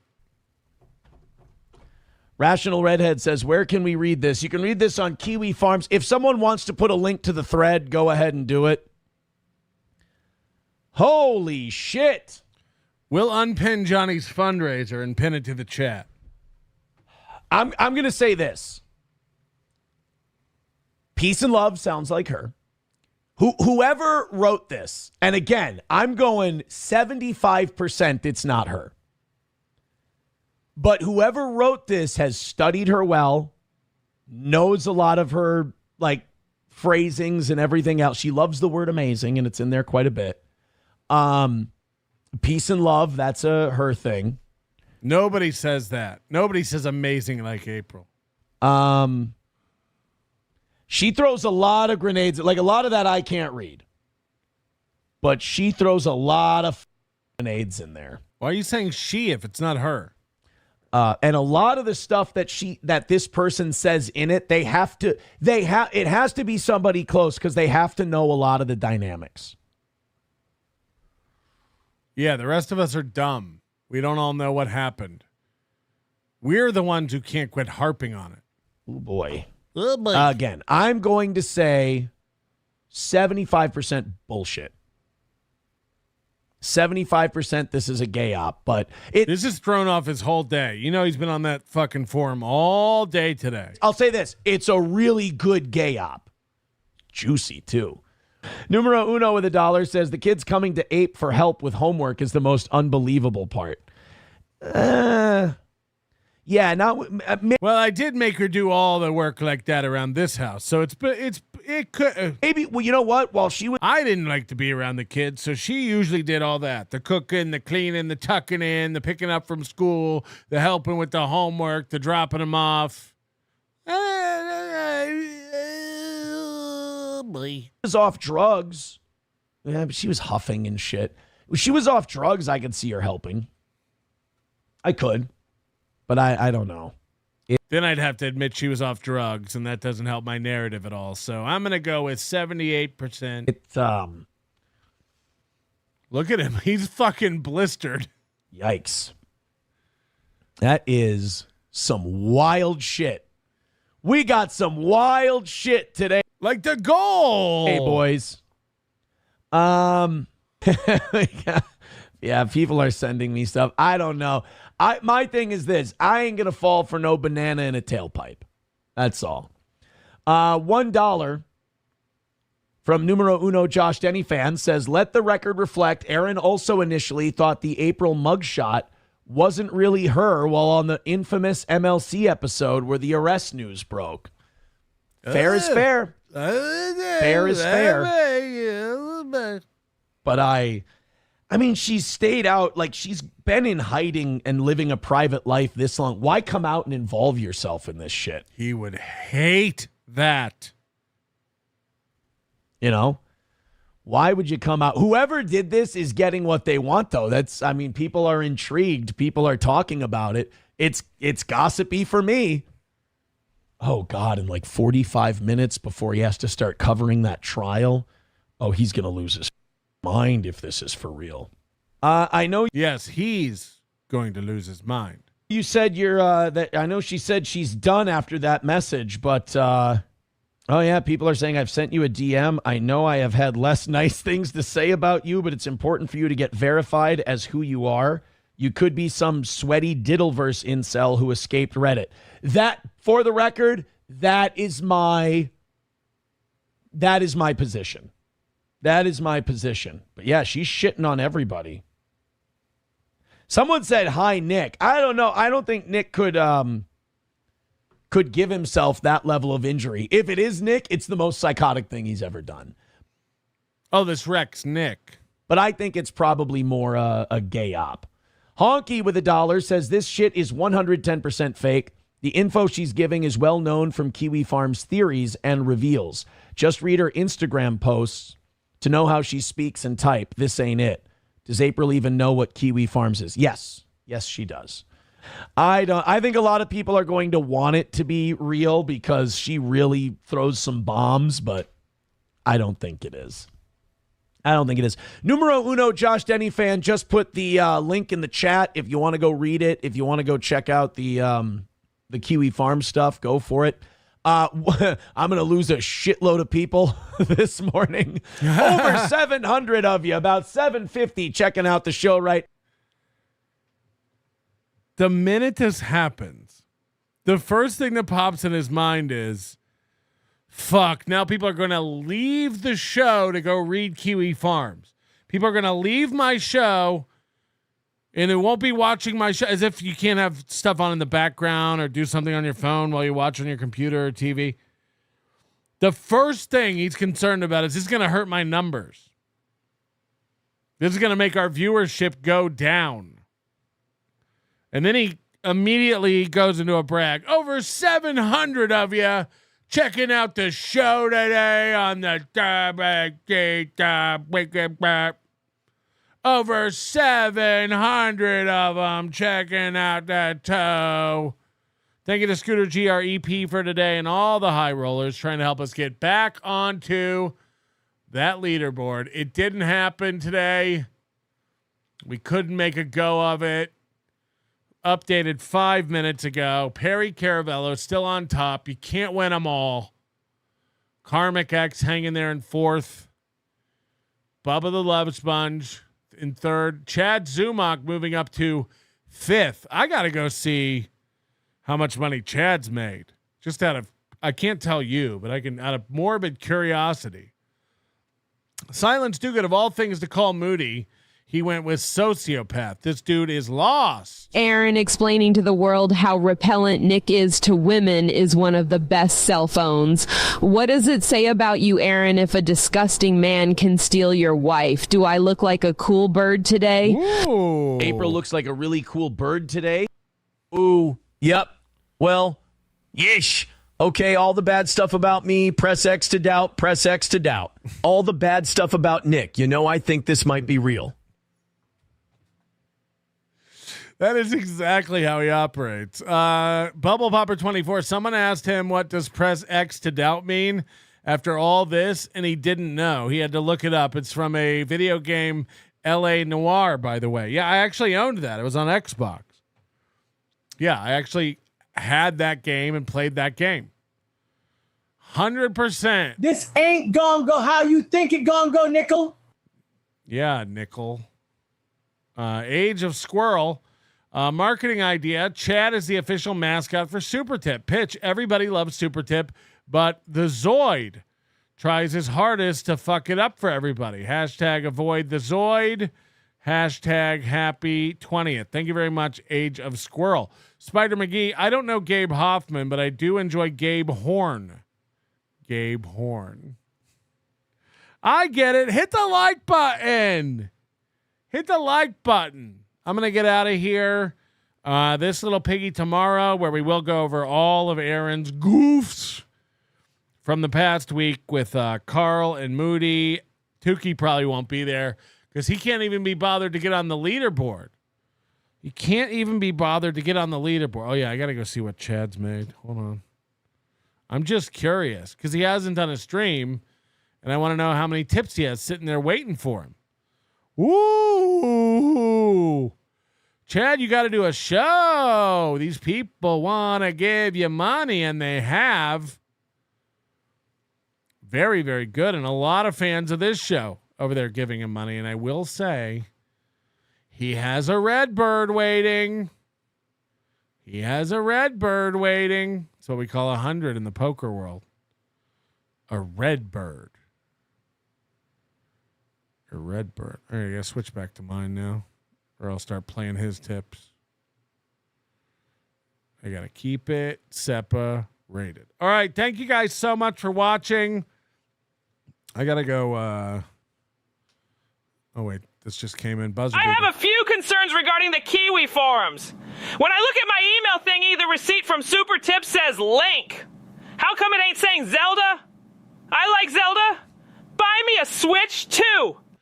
The true Zelda's a lady. Kevin Hassey gifting a membership. Thank you very much. 23 gifted memberships today. You guys are the fucking best, or at least the second best. Your manner is most unbecoming of a gentleman. Would you be high on cigarettes? I don't know if the comedy hasn't hit them yet. They're full-blown retarded or just high on cigarettes. A question posed to stupid hoes who don't get it yet. Excuse me, miss. Are you high on cigarettes? I don't know if the comedy hasn't hit them yet. They're full-blown retarded or just high on cigarettes. All the laughter that you decoy if you listen to the show, boy. Patrick Melton, Melton faces have you stacking that low point. It's the low point, not the reason. The reason is fucking gold. It'll make the taco pony party be a party of soul. To make you vandalize a van with a pedal sticker so bold the family probably get arrested before they get down the road. Or stupid motherfuckers just got NL. Oh, thank you, Tampa Terry. Says Team Musk or Team Trump. I'd hang out with Musk before Trump. Come on.